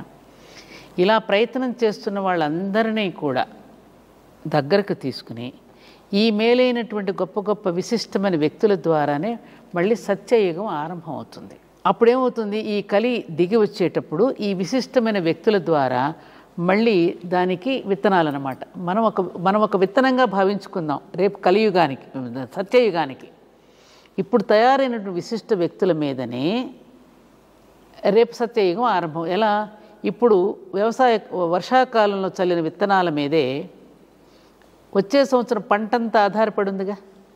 ఇప్పుడు పండిన విత్తనాలే కదమ్మా నెక్స్ట్ పంట మనకు వచ్చేది. అలాగే ఇప్పుడున్నటువంటి వ్యక్తుల మీదనే రేపు మళ్ళీ సత్యయుగం ఆరంభం అవుతుంది. అలా ఆరంభం అవటానికి ఎవరైతే దానికి పూనుకుంటారో, ఏది ధర్మానికి అనుగుణంగా, ప్రకృతికి అనుగుణంగా, దైవానికి అనుగుణంగా సల్లక్షణాలు కలిగినటువంటి వ్యక్తులు ఎవరైతే సౌశీల్యవంతులై ఉంటారో వాళ్ళ ద్వారా మళ్ళీ యుగాన్ని ఆరంభం చేస్తాడు. దానికి ఇప్పుడిప్పుడే ప్రారంభమైంది. ఏం చెప్పాడు? 5000 సంవత్సరాలు అయిన తర్వాత కలి యొక్క ప్రభావం ఉంటుందని చెప్పారు భాగవతంలో. 5081 82 సంవత్సరాలు కదమ్మా. ఇప్పుడు దాదాపు 30 సంవత్సరాల నుంచి మనం ఎక్కువగా కలి ప్రభావాన్ని అంతకుముందు కలి ప్రభావం ఇంతగా లేదు. ఈ మధ్యకాలం దాదాపు 30 సంవత్సరాల నుంచి మనం ఎక్కువగా ఇటువంటివన్నీ కూడా వినవలసి వస్తుంది. అవునా కాదా? అందుకని ఏమై కరెక్ట్ మీరు? అందుకని ఆ దిగి రావడానికి ఇంకా సమయం ఉంది, ఇంకా పండాలి. 30-40 ఏళ్ల క్రితము ఇది తప్పు అనే భావన ఎక్కువగా ఉండేది. ఇప్పుడు అది క్యాజువల్గా తీసుకుంటుంది. మీరు అయితే ఏంటి అంటారు? మీరు సినిమాలు చూసారమ్మా. సినిమానే మనకి ఉదాహరణ. మూకీలు వచ్చినాయి ఒకప్పుడు, తర్వాత సినిమాలు వచ్చాయి, మాట్లాడటం మొదలెట్టారు. ఆ మాట్లాడటం మొదలైనప్పుడు కూడా ఎలా మాట్లాడారు? ఏ పాత్ర ఎంత అవసరమో అంతవరకు నటించి ఒక సందేశాత్మకంగా సినిమాలు తీసి దూరాన్ని, కొంత డిస్టెన్స్ని మెయింటైన్ చేశారు. ఆ తర్వాత డిస్టెన్స్ తగ్గుతూ చివరికి ఎట్లా అయిపోయింది? ఒకళ్ళ మీద ఒకళ్ళు పడి డొల్లేటటువంటి పరిస్థితులు వచ్చేసాయా లేదా? చూసి దాన్ని కూడా వాల్ పోస్టర్లు పెట్టేసి మొత్తం అందరినీ కూడా ఒకలాంటి మానసిక వికారాలకి లోను చేసే దృశ్యాలు మనం చూస్తున్నాం. అవునా కాదమ్మా? ఎక్కడి నుంచి ఎక్కడి వరకు ప్రారంభం? చివరికి ఇందులో తప్పే ఉంది. సెన్సార్ బోర్డు కూడా చివరికి ఇందులో తప్పే ఉంది, ఇందులో తప్పే ఉంది, ఇందులో తప్పే ఉంది, ఏది తప్పు కాదనేటువంటి పరిస్థితికి వచ్చి తప్పును కూడా ఒప్పుగా చేసుకునేటటువంటి పరిస్థితులు వాళ్ళ నెలకొన్నాయి. సినిమా రోల్ చేస్తోందమ్మా జీవితాన్ని. నిజానికి సినిమా పెళ్ళిళ్ళు కూడా, పెళ్లి కూతురు ఎంతో సిగ్గుతో తల వంచుకొని పీటల మీదకి రావాల్సిన పెళ్లి కూతురు కూడా డాన్స్ చేస్తూ రావడము అనుసరిస్తున్నారు అవి. మన పెళ్ళిళ్ళలో ఇప్పుడు అనుసరిస్తున్నారు అందరు అవే. 5 రోజుల పెళ్ళిళ్ళలో అవన్నీ సినిమాలు ఏవైతే చూపిస్తున్నా అవి మన దగ్గర కూడా అనుసరిస్తున్నారుగా. Cinema is rolling. మరి ఆ సినిమాని కట్టుదిట్టం చేయలేకపోతున్నారే అని ఆలోచన. కట్టుదిట్టం చేయలేకపోవటానికి కారణం అందరికీ ఆర్థిక సంబంధాలేనమ్మా. ఇవాళ ఆర్థిక సంబంధాలు. మనం చేసేటువంటి ప్రతి పని సమాజం మీద ఎంత ప్రభావం చూపిస్తుందో అనేటువంటి స్పృహ మనకు లేదు. పౌరధర్మం లేదమ్మా. పాలకుడికి పాలనా ధర్మం, పౌరుడికి పౌరధర్మం రెండు ఉన్నప్పుడే కదమ్మా సమాజం బాగుండేది. మీరు కొన్ని దేశాలు చూడండి, పౌరధర్మం ఎంత బాగుంటుంది. ఆ చట్టాన్ని కరెక్ట్గా ఇంప్లిమెంట్ చేస్తారు. ఆ పౌరుడికి ఆ చట్టం పట్ల గౌరవం, భయం కూడా ఉంది. మీరు విదేశాలకు వెళ్తున్నారు, చూస్తున్నారు కదా, అక్కడ ఎందుకని మరి చట్టాన్ని గౌరవిస్తున్నారు, భయపడుతున్నారు చట్టానికి. అది ఇంప్లిమెంట్ చేస్తాడు. ఇక్కడ లేదుగా. విచ్చలవిడితనం, విశృంఖలత్వం, ఎవడు ఇష్టం వచ్చినట్టు వాడు బ్రతికేయచ్చు అనేటటువంటి ఆఖరికి జడ్జిమెంట్స్ కూడా అలాంటివే వస్తున్నాయి. అసలు జడ్జి ఎవరు? సుప్రీం కోర్టు కంటే పైన ఉన్నవాడు ఎవడు? నేచర్. నువ్వు దేవుడని పేరు పెట్టకపో, నేచర్. వాడికంటూ ఒక చట్టం ఉందిగా, అది అధిగమిస్తే ఆయన శిక్షిస్తాడు కదా. అది తెలుసుకోలేకపోతున్నాడు మానవుడు. కలి యొక్క ప్రభావం మానవుడి మీద చాలా పడిపోయిందమ్మా.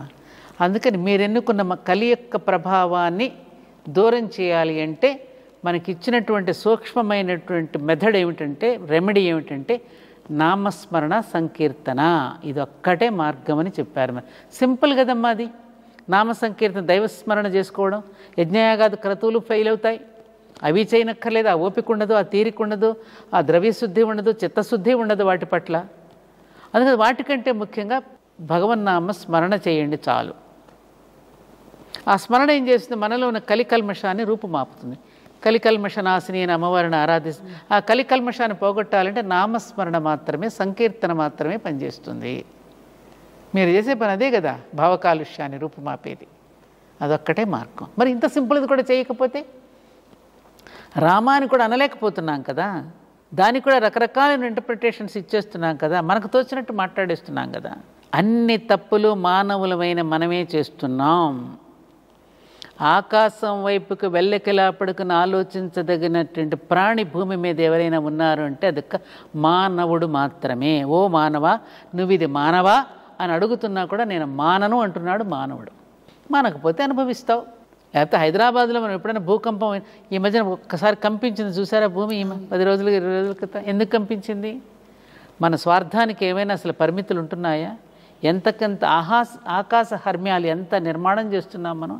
భూమిని ఏ లోపలికి తవ్వుతున్నాం, B1 B2 B3 B4 లోపలికి పోతున్నాం. ఇంకా మన స్వార్థానికి అంతూ పొంతూ ఉంటోందా? కంపించదా మరి? అకాల వర్షాలు రావా? ఋతుపవనాలు ఎందుకు గతులు తప్పుతున్నాయమ్మా?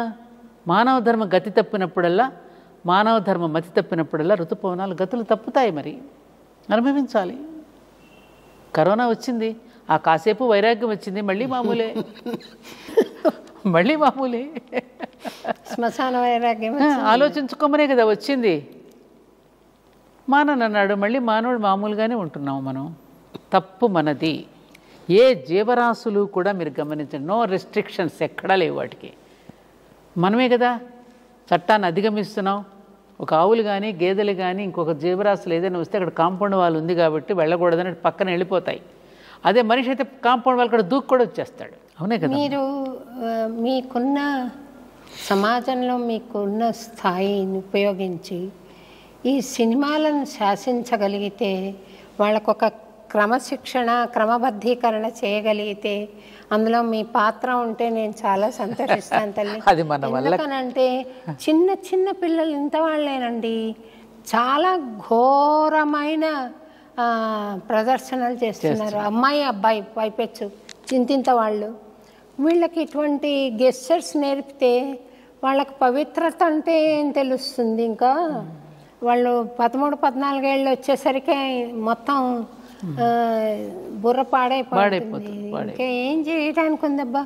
అట్లాంటి డాన్సులు పైన హీరోయిన్ చేస్తున్నారు, కింద వీళ్ళు చిన్న పిల్లలు చేస్తున్నారు, ఏ మాత్రం తీసిపోకుండా. పుట్టుకతో కొంతమంది పిల్లలు బాల మేధావులుగా పుడతారు. ఎందుకంటే గత జన్మలో చేసుకున్నటువంటి కోర్సు పూర్తయి మిగిలిపోయిన కోర్సు ఈ జన్మలో పూర్తి చేసుకోవడానికి వస్తారు. వాళ్ళని దానికి పదును పెట్టాలి తప్ప ఆ పిల్లల యొక్క మేధస్సుని ఈ విధంగా ఉపయోగించుకోవటం అనేటటువంటి తల్లిదండ్రులు వాళ్ళకి మానసిక ఒత్తిడి ఉంటుంది. వాళ్ళకి పసిమొగ్గను ఆ విధంగా నిలిపేయకూడదు కదా. అది తల్లిదండ్రులు తెలుసుకోవాలి ఆ విషయాన్ని. వాళ్ళని చూపించుకుని ప్రదర్శనలకు పంపిస్తే ఏమవుతారా పిల్లలు? మా సినిమాల గురించి మీరు ఎత్తారు కాబట్టి చెప్తున్నాను. దీనిని మనం నివారించడం చాలా కష్టం. ఇది కాలమే బదులు చెప్తుంది. ఇప్పుడు ఈ సినిమాలు అనేవి నడుస్తున్నది ఎవరి మీద? ప్రజల మీదే కదా. ప్రజలు వేసి కట్టేటువంటి టికెట్ల మీదనే కదా సినిమాలు వచ్చేది. కానీ ప్రజలు ఎప్పుడైతే దీన్ని గ్రహించుకుని మంచి సినిమాలు కూడా వస్తున్నాయి, మంచి సినిమాలు తీసేవాళ్ళని కూడా మనం ప్రోత్సహించాలి కదా. మంచి సినిమాలు తీసేవాళ్ళని కూడా మనం అభినందించాలి కదా. ఎంతవరకు అటువంటి వాళ్ళకి అవకాశం ఇస్తున్నారు? కొంతమంది వాళ్ళని అణగదొక్కేసి అటువంటి సినిమాలు రానివ్వకుండా చేస్తున్నది కూడా చూస్తున్నాగా. నేను వెళ్ళొచ్చు తల్లి, దాని గురించి కాదు. అయితే ఇప్పుడు ఒక లడ్డు ఉంది, లడ్డు అక్కడ తెచ్చిపెట్టారు, అది తినాలి అని మనుషులకు, సగటు మనుషులకు అనిపించడం సహజం. వాళ్ళ లౌల్యాన్ని వీళ్ళు ఎన్కాష్ చేసుకోవడం తప్పు. లౌల్యాన్ని కరెక్ట్, ఈ మాట కరెక్ట్. అది ఎన్కాష్ చేసుకుంటారు వాళ్ళు. ఎప్పుడైనా కూడా ప్రజల యొక్క బలహీనతలని ఎక్స్ప్లాయిడ్ చేసుకోవటానికి, ఎన్కాష్ చేసుకోవటానికి అందరూ ప్రయత్నిస్తారమ్మా. ఇది అనాదిగా జరుగుతూ ఉన్నదే ఇది. అందుకని ఎప్పటికప్పుడు అది మేలుకొల్పు ప్రజలలో కలిగిస్తూ ఉండాలంటున్నాను. మేధావులైనటువంటి వాళ్ళు దానిని బాధ్యతగా తీసుకోగలగాలి. అటు విద్యా విధానం దగ్గర నుంచి మన విధానాలన్నింటినీ కూడా మార్చుకోవడానికి మేధావులైనటువంటి వాళ్ళు నోరు విప్పాలమ్మా. ఆనాడు భీష్ముడు, ఈ మధ్యన మహాభారతం సీరియల్ చూస్తుండగా గొప్ప డైలాగు, కర్ణుడు వస్తాడు భీష్ముడి దగ్గరికి, ఆయన అంపశయ్య మీద ఉన్నప్పుడు, నువ్వు నిన్ను సూతపుత్ర అని అవమానపరుస్తూ ఉన్నప్పుడు నేను విని మౌనంగా ఉన్నాను. వేదకాలం నాడు ఎప్పుడు ఇట్లాంటి పరిస్థితులు లేవు. తర్వాత వచ్చినటువంటి తన మాలాంటి మేధావులు ఖండించకపోవడం వల్ల వచ్చినటువంటి ప్రమాదం ఇది అని చెప్పాడు భీష్ముడు. మరి ఎందుకు ఖండించలేదంటారు ఆయన? ఖండించలేదు అదే కదా. దుర్యోధనుడు ఉప్పు తిన్నాను కదా, దుర్యోధనుడు మాటికి హస్తినాపురం కొట్టుమిట్టాడు కదా ఆయన. దానికి మరి మాట్లాడలేదు కదా. ఆ మాట్లాడకపోవడంలో ఎంత ప్రమాదం జరిగింది. అందుకనే మీకు ఒక సన్నివేశం చెప్తాను. దీనిలో మన అందరం తెలుసుకోవాల్సిన విషయం ఇది. ఉప్పు తిన్నాననే మాట గుర్తొచ్చింది కాబట్టి చెప్పనా? చెప్పండి. భీష్ముడు కంపశయ్య మీద ఉన్నప్పుడు కురుక్షేత్ర సంగ్రామం ముగిసిన తర్వాత ద్రౌపది పాండవులను వెంట పెట్టుకుని శ్రీకృష్ణుడు భీష్మాచార్యుడి దగ్గరికి వెళ్ళి పాండవులు విజయం సాధించారు. రేపు పరిపాలనకు కావలసినటువంటి ధర్మ సూక్ష్మాలను వీళ్ళకి బోధించండి పితామహ అని కృష్ణుడు అడుగుతాడు భీష్ముడిని. అప్పుడు ద్రౌపది వెటకారంగా ఇటు పక్కకు తిరిగి ఒకలాంటి వెటకారపు నవ్వు నవ్వుకుంటుంది. ఏమిటి ఆ నవ్వుని అర్థం చేసుకున్నాడు భీష్ముడు. ఏమిటి ఈమె యొక్క నవ్వు యొక్క అర్థం? ఆనాడు నన్ను అవమానపరుస్తూ ఉంటే మిన్నకుండా ఉండిపోయిన ఈ భీష్ముడా మళ్ళీ ధర్మ సూక్ష్మాలను బోధించేది మాకు అన్నట్టుగా ఆవిడ నవ్వు అనమాట. అది గమనించిన భీష్మాచార్యుడు అంటాడు, అమ్మా నీ నవ్వు నాకు అర్థమైంది తల్లి. ఆనాడు దుర్యోధనుడికి ఉప్పుతున్నటువంటి దేహం ఇది, ఆ ఉప్పుతో తయారైన రక్తం నాలో ఉన్నది, అందుకని ఆనాడు అలా వ్యవహరించి ఉంటాను. ఈనాడు అర్జునుడు సంధించిన బాణాలతో ఆ రక్తమంతా కూడా వెలికిపోయింది కాబట్టి ఇప్పుడు ఆ పాడు రక్తం అంతా పోయింది కాబట్టి నా శరీరం పునీతమైపోయిందమ్మా, అందుకని ఇప్పుడు ఆ అర్హతను నేను సంపాదించుకున్నాను అని చెప్తాడు భీష్ముడు. ఇప్పుడు ఉప్పు తినడం అంటే మాట అంటే గుర్తుకొచ్చింది నాకు. నిజమే కదా మరిది. ఇప్పుడు మనం ఏ విధమైన ఆహారం పెడితే, ఏ విధమైన మాటలు చెప్తే పిల్లవాడు తయారవుతాడు. దుర్యోధనుడు ఎలా పెంచాడు, అటు పాండురాజు కుంతీదేవి బిడ్డల్ని ఎలా పెంచింది, ఇవన్నీ కూడా మనం తెలుసుకోవడానికి కసమా వాళ్ళు పాత్రలుగా దిగివచ్చి మనకు బోధించి వెళ్ళారు. అవునా కాదా? అందుకని ఇటువంటి సంఘటనలు జరిగినప్పుడు మేధావులైనటువంటి వాళ్ళు వ్యాసాలు రాసి వదిలేస్తున్నారు తప్ప దాన్ని గట్టిగా పట్టి ఉంచుకునేటువంటి ప్రయత్నం ఎంతమంది చేయగలుగుతున్నారు? పోరాడే స్థితి. సామాన్యుడు వచ్చి రోడ్డు మీద వచ్చి పోరాడుతున్నాడు తప్ప ఏదైనా విషయం వచ్చినప్పుడు ఎంతమంది మేధావులు రోడ్డు మీదకి వచ్చి అల్లరి చేస్తున్నారు, ఎంతమంది మేధావులు వచ్చి ఉద్యమిస్తున్నారు. ఎందుకంటే ఎవరికి వాడి పదవి పోతుందేమో, అవార్డ్స్ రావేమో, రివార్డ్స్ రావేమో అని మేధావికి భయం. నిర్భయంగా మాట్లాడితే మాట్లాడిన వాళ్ళని రకరకాలుగా దూషిస్తారు. నన్ను దూషించలా, నా మీద రకరకాలుగా దాడులు చేయాలా మాట్లాడితే ఏమ్మా? అలాంటి పరిస్థితులు కొట్టుమిట్టాడుతున్నామమ్మా ఇవాళ. అందుకని నేను చెప్తున్నాను, ఇది ఎప్పటికైనా నేచరే సమాధానం చెప్పాలి. కాలమే పరిష్కరిస్తుంది, కాలమే దీనికి సమాధానం చెప్తుంది. ఆ కాలం సమాధానం కోసం మనం వేచి ఉండాలంతే. ఫైనల్గా అంతే నా ఉద్దేశం. మనం అంటాం కదమ్మా, time is the healing bomb అని. పురాణ పురుషులే చెప్పారు కదమ్మా, కాలానికి ఎవరూ కూడా అతీతులం కాదు, మేము కూడా కాలానికి వశమై ఉన్న వాళ్ళమే. శ్రీకృష్ణుడి దగ్గర నుంచి, రాముడి దగ్గర నుంచి, ధర్మరాజు దగ్గర నుంచి అందరూ కూడా కాలానికే వశమై ఉన్నారు. అలాగని నిస్పృహ చెందాల్సిన అవసరం లేదు సుమా. మన ప్రయత్నం మనం చేస్తూనే ఉండాలి. మన ప్రయత్నానికి తోడు భగవంతుడు ఆ మహాప్రాణం నుండి ఆ ప్రాణశక్తి చేస్తున్న వాళ్ళకు అందిస్తూనే ఉంటాడు. ఆ ప్రయత్నం చేస్తున్న వాళ్ళ ద్వారానే తన కార్యక్రమాన్ని పూర్తి చేసుకుంటాడు భగవంతుడు. నా అభిప్రాయం. మరి మీరేమంటారు? కరెక్టే తల్లి మీరు చెప్పేది. వేరే సొల్యూషన్ కనపడట్లేదు. అంతే, కాలమేమ్మా. మన ప్రయత్నం మనం చేస్తూ ఉంటాము. భగవంతుడు లోపల ఒక వివేకాన్ని ఇచ్చాడు కాబట్టి మన ప్రయత్నం మనం చేస్తాము. ఇప్పుడమ్మా ఒక 50 మంది ఒక ఆఫీసులో పనిచేస్తున్నటువంటి వాళ్ళలో ఒక 10 మంది నిజాయితీగా పనిచేసే వాళ్ళు ఉంటారు, ఒక 40 మంది పనిని తప్పించుకుని తిరిగే వాళ్ళు ఉంటారు. ఈ 10 మంది మీద ఆఫీసు మొత్తం నడుస్తున్నట్టుగానే ఈ సృష్టిలో కూడా కొంతమంది గొప్ప వ్యక్తుల వలన ఇంకా మనగలుగుతోంది, ఆ ధర్మం నిలబడుతోంది. మనం చూసేదంగా సాధారణంగా మన బస్సులో ప్రయాణం చేసేటప్పుడు ఏదో ఒక ప్రమాదం జరగబోతుంది. అమ్మాయి ఎవరో ఒక గొప్ప మహానుభావుడు ఉండుంటాడు, ఆయన వల్ల మనందరం కూడా కాపాడగలిగామని అనుకుంటాం. చూడండి, ఒక ప్రమాదం నుంచి రక్షింపబడినప్పుడు ఎవరో ఒక మహానుభావుడు ఉండుంటాడు బస్సులో, అందుకే మనందరం కూడా కాపాడగలిగారని. అలా సమాజంలో కూడా ఎప్పుడు ఆ కొద్ది మంది వలన మిగతా సమాజం అంతా రక్షింపబడుతుందనే సత్యం మనకి తెలియాలి. అందుకని ఆ కొద్ది మంది యొక్క పర్సంటేజ్ని మనం పెంచగలగాలి. ఎప్పుడు పెంచగలుగుతాం? మహానుభావుల యొక్క, గురువుల యొక్క సందేశాన్ని విని వాళ్ళ జీవితాలను చక్కబరుచుకున్నప్పుడు, మళ్ళీ గాడిని పడినప్పుడు ఈ సంఖ్య కూడా పెరుగుతుంది. ఈ సంఖ్యను పెరగడానికి చాలామంది ప్రయత్నం చేస్తున్నారు ఆల్రెడీ. ఒకవైపున మంచిని పెంచడానికి ప్రయత్నం చేస్తూ ఉంటే ఒకవైపున మరింతగా ఇది విస్తరిస్తుంది చెడు కూడా. ఎవరు ప్రయత్నం చేస్తున్నారమ్మా మంచిని పెంచడానికి? వాళ్ళు సత్యవాణి గారు ఇంకా కనపడకపోవచ్చమ్మా, ఉన్నారు సమాజంలో, ఉన్నారు వాళ్ళు కొంతమంది. పర్సంటేజ్ వేళ్ల మీద లెక్క పెట్టే ఎంతమంది ఉన్నారమ్మా. ఇప్పుడు 700 కోట్ల మానవులు, మొత్తం ప్రపంచ జనాభా చూసుకుంటే 700 కోట్ల పైన ఉంది. మన భారతదేశం జనాభా చూసుకుంటే 130 కోట్లు ఉంది. ఇలాగ ప్రపంచవ్యాప్తంగా చూసుకుంటే ఉంది కదా. ఇలాగే మీరు ఇలా బాధపడుతున్నట్టుగానే ఒక అతను వచ్చి పరమాచార్యుల దగ్గరకు వచ్చి బాధపడతాడు. స్వామి, మరి ఇలా జరిగిపోతుంది కదా, మన సనాతన ధర్మం ఇలా అయిపోతుంది, మనుషులంతా ఇలా అయిపోతూ ఉన్నారు, మరి ఏంటి మీరు మాట్లాడతారు, మీరు ఏమన్నా చేయకూడదా స్వామి అని అడుగుతాడు పరమాచార్యుల వారిని. ఒక శిష్యుడు వచ్చి అప్పుడు పరమాచార్యులు అన్నారు, బాబు నువ్వేం చేస్తుంటావు అని అడిగారు. నేను ఒక ఫ్యాక్టరీలో ఉద్యోగం చేస్తాను స్వామీజీ అన్నాడు. అవునా, ఆ ఫ్యాక్టరీలో వచ్చే లాభ నష్టాలను గురించి నువ్వే ఆలోచిస్తావా అని అడిగారు. నేనెందుకు ఆలోచిస్తాను స్వామి, అది యజమాని చూసుకుంటాడు కదా, నాకు జీతం ఇస్తాడు, నేను పని చేస్తాను, అంతవరకే కదా నాది, అది నాకేం పని అన్నాడు. ఫ్యాక్టరీలో నీ ఉద్యోగాన్ని నువ్వు ఎట్లా చేస్తున్నావో ప్రతి మనిషి తన ఉద్యోగాన్ని తను చేసుకుంటూ ఉంటే ఫ్యాక్టరీకి యజమాని ఉన్నట్టుగానే ఈ విశ్వానికి కూడా ఒక యజమాని ఉన్నాడయ్యా, ఆ యజమాని చూసుకుంటాడు పాపపుణ్యాల లెక్క అని చెప్పి స్వామీజీ సమాధానం చెప్పారు. ఏమ్మా, అంతే కదమ్మా, ఈ విశ్వానికి ఒక యజమాని ఉన్నాడు కదా, ఆయన చూసుకుంటాడు కదా.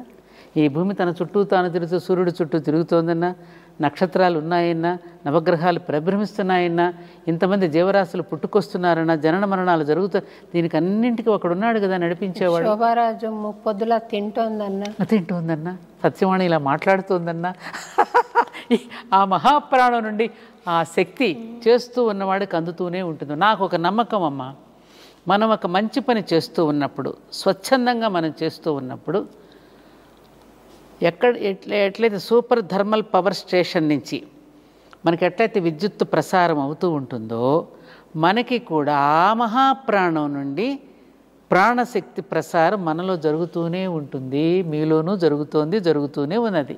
అన్నమాచార్యుల వారి జయంతి వర్ధంతులు వచ్చినట్టు కాలినడకన ఎక్కడో మీకు సంకీర్తనలు పాడుకుంటూ ఉంటే మీకు ఎన్నో అవకాశాలు వచ్చినా, సినిమాల్లో కానీ మరి ఎక్కడెక్కడో ఎన్నో అవకాశాలు కాదనుకుని ఒక లక్ష్యాన్ని మీరు నెరవేర్చుకోవడానికి మీరు అలాగే స్థిరంగా ఉండిపోయారంటే ఎక్కడి నుంచి ఎలా ఉండిపోగలుగుతున్నారు?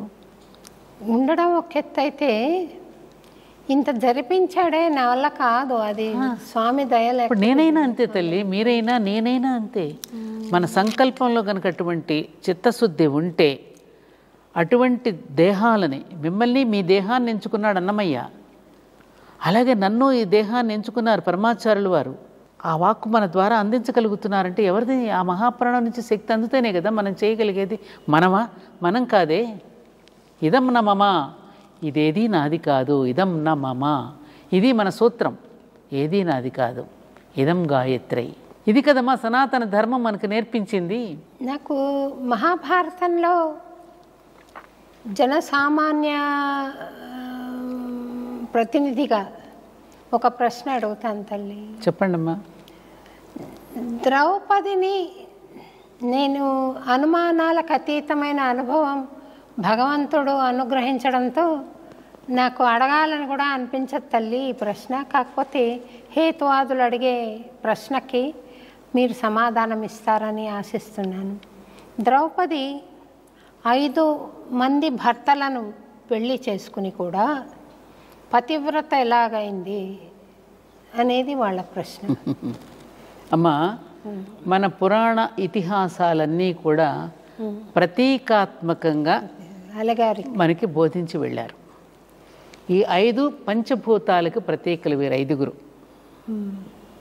ధర్మరాజు, యమధర్మరాజు పుత్రుడు సమవర్తి, అలాగే భీముడు, అర్జునుడు, నకులుడు, సహదేవులు. వీరు పంచభూతాలకి ప్రతీకలు. కాబట్టి ఈ పంచభూతాలని కూడా నిలిపేది, దాని మీద అధిష్ఠించేది శక్తి, మహాశక్తి. అందుకని ద్రౌపది మహాశక్తి స్వరూపిణి. ద్రౌపది శక్తి అనంతమైనటువంటిది. అయితే అది జరగలేదమ్మా. అక్కడ భర్తలుగా సంకేతింపబడ్డారమ్మా. వాళ్ళు ఏం చేశారు? పాత్రలుగా. ఇప్పుడు మనకు అర్థం కావాలంటే, ఇప్పుడు నేను ప్రయోగశాలకు తీసుకుని వెళ్ళి సైన్స్ మాస్టర్ ప్రయోగశాలలో చూపిస్తాడు. ఆ ఘట్టము ద్రౌపది 5 మందిని పెళ్లి చేసుకున్నది అన్నది భౌతికమైన సత్యం కాదు. భౌతికమైన సత్యం కాదు. మనకు ఆధ్యాత్మికమైనటువంటి విషయాలని పాత్రలకు జోడించి చెప్పారు. శ్రీరామచంద్రుడు కూడా తాను నారాయణుడిగా ఉండి భూమి మీదకి తన నారాయణుడు అనేటటువంటి దాన్ని విస్మృతి చెంది నరుడుగా వచ్చి, ఇదిగో నేను ఇలా నడుస్తున్నా, మీకు నేను ఒక బాట వేస్తున్నా, నా బాటలో మీరు నడవండి అన్నదమ్ములుగా ఇలా ఉండండి, భార్యాభర్తలుగా ఇలా ఉండండి, గురు శిష్యులుగా ఇలా ఉండండి, పాలకుడుగా ఇలా ఉండండి, తల్లిదండ్రులకు కొడుకులా ఇలా ఉండండి అని మనకు చెప్పడానికి తాను ప్రాక్టికల్గా జీవించి చూపించి వెళ్ళాడు. అలాగే పాండవులు కూడా అంతే, మహాభారతంలో ఉన్న పాత్రలు కూడా అంతే. ఎందుకనంటే వేదం అందరికీ అర్థం కాదు కదమ్మా. ధర్మం చర, సత్యం వద. సత్యం వద అంటే ఏమిటి? సత్యాన్ని మాట్లాడు. సత్యం అంటే ఏమిటని తెలియాలంటే ఎవరు రావాలి? సత్యం అంటే ఏమిటంటే నేను అడుగుతాడు తెలియనివాడు. ఇదిరా సత్యం అంటే ఏమిటో చెప్పాలంటే సత్యహరిచంద్రుడు కథ చెప్పాలి, రాముడు కథ చెప్పాలి. అందుకని వాళ్ళుగా దిగివచ్చి ప్రాక్టికల్గా మానవ శరీరాన్ని ధరించి చూపించి వెళ్ళారు. అలాగే పంచభూతాలంటే ఏమిటి, శక్తి అంటే ఏమిటి, ఈ పంచభూత శక్తిని ఎలా నడిపిస్తున్నాయి, సమాజంలో విభిన్నమైన పాత్రలు ఎలా ఉంటాయి, దుర్మార్గం అంటే ఏమిటి, సన్మార్గం అంటే ఏమిటి, కుటిలత్వం అంటే ఏమిటి, ఇవన్నీ కూడా చెప్పించడానికి వైవిధ్యంతో కూడిన పాత్రలన్నింటి మనం ముందుకు తీసుకువచ్చి మనల్ని సమాజంలో ఎన్ని రకాల వివిధమైన పాత్రలు ఉంటాయి, ఈ పాత్రలన్నింటిని శృతి కలుపుకుని జీవించుకోవడం ఎలాగో నేర్పడానికి దిగి వచ్చిన పాత్రలు అవన్నీ. అంటే జరిగిందా జరగలేదమ్మా? జరిగిందమ్మా. కాకపోతే వీరు చెప్పినట్టుగా భౌతికమైనటువంటి శారీరక సంబంధాలతో వచ్చినటువంటివి కావివి. పాత్రలుగా నడయాడి వెళ్ళారు వాళ్ళు. ఆ నడయాడి వెళ్ళినటువంటి చిహ్నాలన్నీ కూడా దేశంలో మనకు కనిపిస్తున్నాయి కదా. రాముడు చరించినవి కానీ, పాండవులు చరించినవి కానీ, పాండవులు ఇవన్నీ ఉన్నాయి కదా మన ఈ పురాణ గాథలు కూడా ఎందుకుని వేదవ్యాసుడు విభజించినప్పుడు ప్రజలకు వేదం అర్థం కావడంలా. ఇప్పుడు మనం కూడా వేదిక చాంటింగ్ వింటున్నామమ్మా. రోజు మనం వేదఘోష వింటున్నాము, వేదాధ్యయనం చేస్తున్న పండితుల మాటలు వింటుంటే చాలా ఆనందంగా ఆ సంస్కృత శబ్దాలు వింటున్నప్పుడల్లా మనం ఆనందంతో పులకించిపోతున్నాం. దాని అర్థం మాత్రం మనకి తెలియదు. ప్రజలు కూడా అర్థం కానట్టు చూస్తున్నారు. వేదవ్యాసుడు విభజించినప్పుడు అది ఆయన నుంచి వచ్చినప్పుడు అప్పుడేమన్నాడు, నారద మహర్షి అని వెళ్ళి ఇలా ఎవరికి ప్రజలకు అర్థం కాదయ్యా, పురాణ పురుషులను సృష్టించి పురాణ పురుషుల యొక్క గాథలను ప్రజల్లోకి తీసుకువెళితే అప్పుడు ఎలా జీవించాలో వాళ్ళకి అర్థమవుతుందని చెబితే అప్పుడు భాగవత మార్గంలో పురాణ పురుషుల యొక్క గాథలను గానం చేస్తూ కథలుగా చెప్పడం వల్ల ఇప్పటికీ అన్నదమ్ములం కలిసి ఉంటున్నామన్నా, భార్యాభర్తలు విడిపోకుండా దాంపత్య ధర్మాన్ని గుడ్డివాడైనా, కుంటివాడైనా, గూనిదైనా, చెడ్డదైనా, దుర్మార్గురాలైనా ఇంకా కాపురం చేస్తున్నారు అంటే కారణం ఏమిటి? ఎవరు నేర్పి వెళ్ళారు ఇవి మనకి? ఆ గాథలను కాదా మనం ప్రేరణగా తీసుకున్నది? వైవిధ్యంతో కూడా నీ పాత్రలన్నింటితో కూడా మనం జీవించగలుగుతున్నామంటే ఎవరి వల్ల? ఎక్కడో అమ్మాయి పుట్టి 2 కుటుంబాలని కూడా సమన్వయం చేసుకుంటూ ఒక తల్లి జీవించగలుగుతుందంటే ఎవరి నుంచి నేర్చుకున్నాం? సీతమ్మని గురించి కాదా నేర్చుకున్నది మనం? ఇవన్నీ మానవులకు అర్థం కావడం కోసమని వాళ్ళుగా దిగివచ్చి మనకు బోధించి వెళ్ళారు. కాబట్టి అక్కడ పతి అంటే అక్కడ ఏమిటంటే ఒక్కొక్క దానికి ఒక్కొక్క నాథుడు ఉన్నాడు. వాయుదేవుడు ఒక్కొక్క పోర్ట్ఫోలియో కదమ్మా. వీళ్ళందరూ ఒక్కొక్క కార్యక్రమాన్ని నిర్వహిస్తున్నారు కదా ఈ పంచభూతాలని. ఆ పంచభూతాలను నడిపించేటువంటి శక్తి ఒకటి ఉన్నది కదా, ఆ శక్తే ద్రౌపది శక్తి. ఆ శక్తిని ఎప్పుడైతే నువ్వు అవమానపరుస్తావో అప్పుడు యుద్ధం వస్తుంది. శక్తిని అక్కడ అవమానపరిచినప్పుడు ఏం జరుగుతుంది? మళ్ళీ ప్రళయం వస్తుంది, యుద్ధం వస్తుంది, మళ్ళీ తిరిగి ధర్మ సంస్థాపన జరుగుతుంది. అంతే కదా. అదేలాగా సీత తల్లి కూడా, సీతను కూడా అంతే. ఎత్ర నారీస్తు పూజ్యంతే రమంతే తత్ర దేవత అంటే ఇది అర్థం చేసుకోలేకపోతున్నారు. ఎక్కడ నారీమణులు పూజింపబడతారో అక్కడ ధర్మం విలసిల్లుతుంది. అందుకే నారీమణులు ఎప్పుడు పూజింపబడాలంటే నారీమణులు కూడా పూజింపబడే స్థితిలో ఉండాలి. నువ్వు పూజింపబడే స్థితిలో ఉండనప్పుడు ఎలా పూజిస్తారు? ఒకప్పుడు నాటకాలు వేసేటప్పుడు కూడా పురుషుడి పాత్రను కూడా స్త్రీలే వేసేవారు. రాను రాను రాను మార్పులు వచ్చేసాయి. అధిగమించి ఇందాక మీరు అన్నట్టుగా శృతి మించి అది రాగానే పడుతోంది. ఇప్పుడు తర్వాత భారతంలో పంచపాండవులు స్వర్గానికి అధిరోహిస్తూ వెళ్తూ ఒక్కొక్కళ్ళుగా పడిపోయారని, ధర్మరాజు దానికి కారణము చాలా పేలవమైన కారణం వచ్చిందమ్మా నా దృష్టిలో. నేను విన్నదాన్ని బట్టి చెప్తున్నాను. అమ్మా, మీకు తెలుసో లేదో నాకు తెలియదు కానీ చాలా వరకు మన చరిత్రలని వక్రీకరించి కూడా చెప్పారు. ప్రక్షిప్తాలు చేర్చారు. రామాయణంలో ప్రక్షిప్తాలు చేర్చారు, మహాభారతంలోనూ ప్రక్షిప్తాలు చేర్చారు. ఎవరికి తోచిన రామాయణాలు, ఎవరికి తోచిన మహాభారతాలు వాళ్ళు రాసేసుకున్నారు పుస్తకాల్లో. అందుకనే నేను ఎప్పుడు వాటి జోలికి వెళ్ళను. నా ప్రసంగాలు ఎప్పుడైనా ఉదాహరణగా ఏదైనా ఘట్టం చెప్తాను తప్ప, అవి మనం చెప్తే ఇంకొకటి అది కాదంటాడు, ఇదంటే ఇంకొకటి అంటాడు. ఇవన్నీ వద్దు, మీరు నేచర్ని చూడండి, ప్రకృతిని చూడండి, ప్రకృతే మీకు పాఠాలు నేర్పిస్తుంది. వైవిధ్యం, పండును పోలిన పండు లేదే, వాసన పోలిన వాసన లేదే, పువ్వును పోలిన పువ్వు లేదే, గోరును పోలిన గోరు లేదే, వెంట్రుకను పోలిన వెంట్రుక లేదే, మనిషిని పోలిన మనిషి లేడు, జీవరాశిని పోలిన జీవరాశి లేదే. ఇది చాలదా? ఇది చాలదా అండి? ఒక్కసారి ఒక చెట్టును చూస్తే తెలుస్తుంది, మొత్తం కలిపి అంత చెట్టే. రెమ్మంటున్నావు, కొమ్మంటున్నావు, పండు అంటున్నావు, పిందంటున్నావు, కాయ అంటున్నావు, ఇన్ని రకాలు. ఈ వైవిధ్యానికే కదమ్మా అక్కడ నమః నమః నమః అని అక్కడ అభిషేకం చేస్తున్నావు. రుద్రాధ్యాయంలో చెప్తాడు మనకి. ఈ వైవిధ్యాన్ని ప్రేమించండి చాలు, నేచర్ని ప్రేమించండి. ఆ నేచర్ని ప్రేమించడం కోసమే, ఆ నేచర్లో ఉన్న విభిన్న పాత్రలను చూపించడం కోసం మహాభారతం అనేది వచ్చింది. అందుకే అది పంచమ వేదము అయ్యింది. అటు కుటుంబ జీవితంతో పాటు రాముడు ఎలా పరిపాలించాడో చెప్పాడు. 11,000 సంవత్సరాలు పరిపాలించాడట రాముడు. మరి ఎన్నో ఘట్టాలు ఉన్నాయి, అవేవి మన ముందుకు రాలేదే, ఆ చరిత్ర మన ముందు పెట్టలేదే. ఏమైపోయింది ఆ చరిత్ర? అలా చరిత్రలు ఎవరికి వాళ్ళ బ్రిటిష్ వాళ్ళు పరిపాలించినప్పుడు మన గ్రంథాలను తీసేసి వాళ్ళు కొన్ని దాంట్లో ప్రక్షిప్తాలు చేర్చి మన లైబ్రరీలో పెడితే మన ఆ లైబ్రరీలో వాళ్ళు పెట్టిన గ్రంథాలే చదువుకుంటూ ఇదిగో ఇలాంటి తర్కమీమాంసలన్నీ మన ముందుకు వస్తున్నాయి, ఇలాంటి సందేహాలన్నీ. సీతాదేవిని రాముడు ఏమీ అవమానించలేదు, అనుమానించలేదు. సీతాదేవి ఏమి భూమాత దగ్గరికి వెళ్ళిపోయి అక్కడే అలిగి ఏమి వెళ్ళిపోలే. ఆవిడ మళ్ళీ వచ్చింది. మనం కూడా పుట్టింటికి కాసేపు సేద తీరడానికి వెళతాం కదా, అలాగే వెళ్ళింది, మళ్ళీ వచ్చింది ఆవిడ. అంతవరకే కథను ఆపేశారు. 24,000 శ్లోకాలతో ఆపేశారు వాల్మీకి రామాయణాన్ని.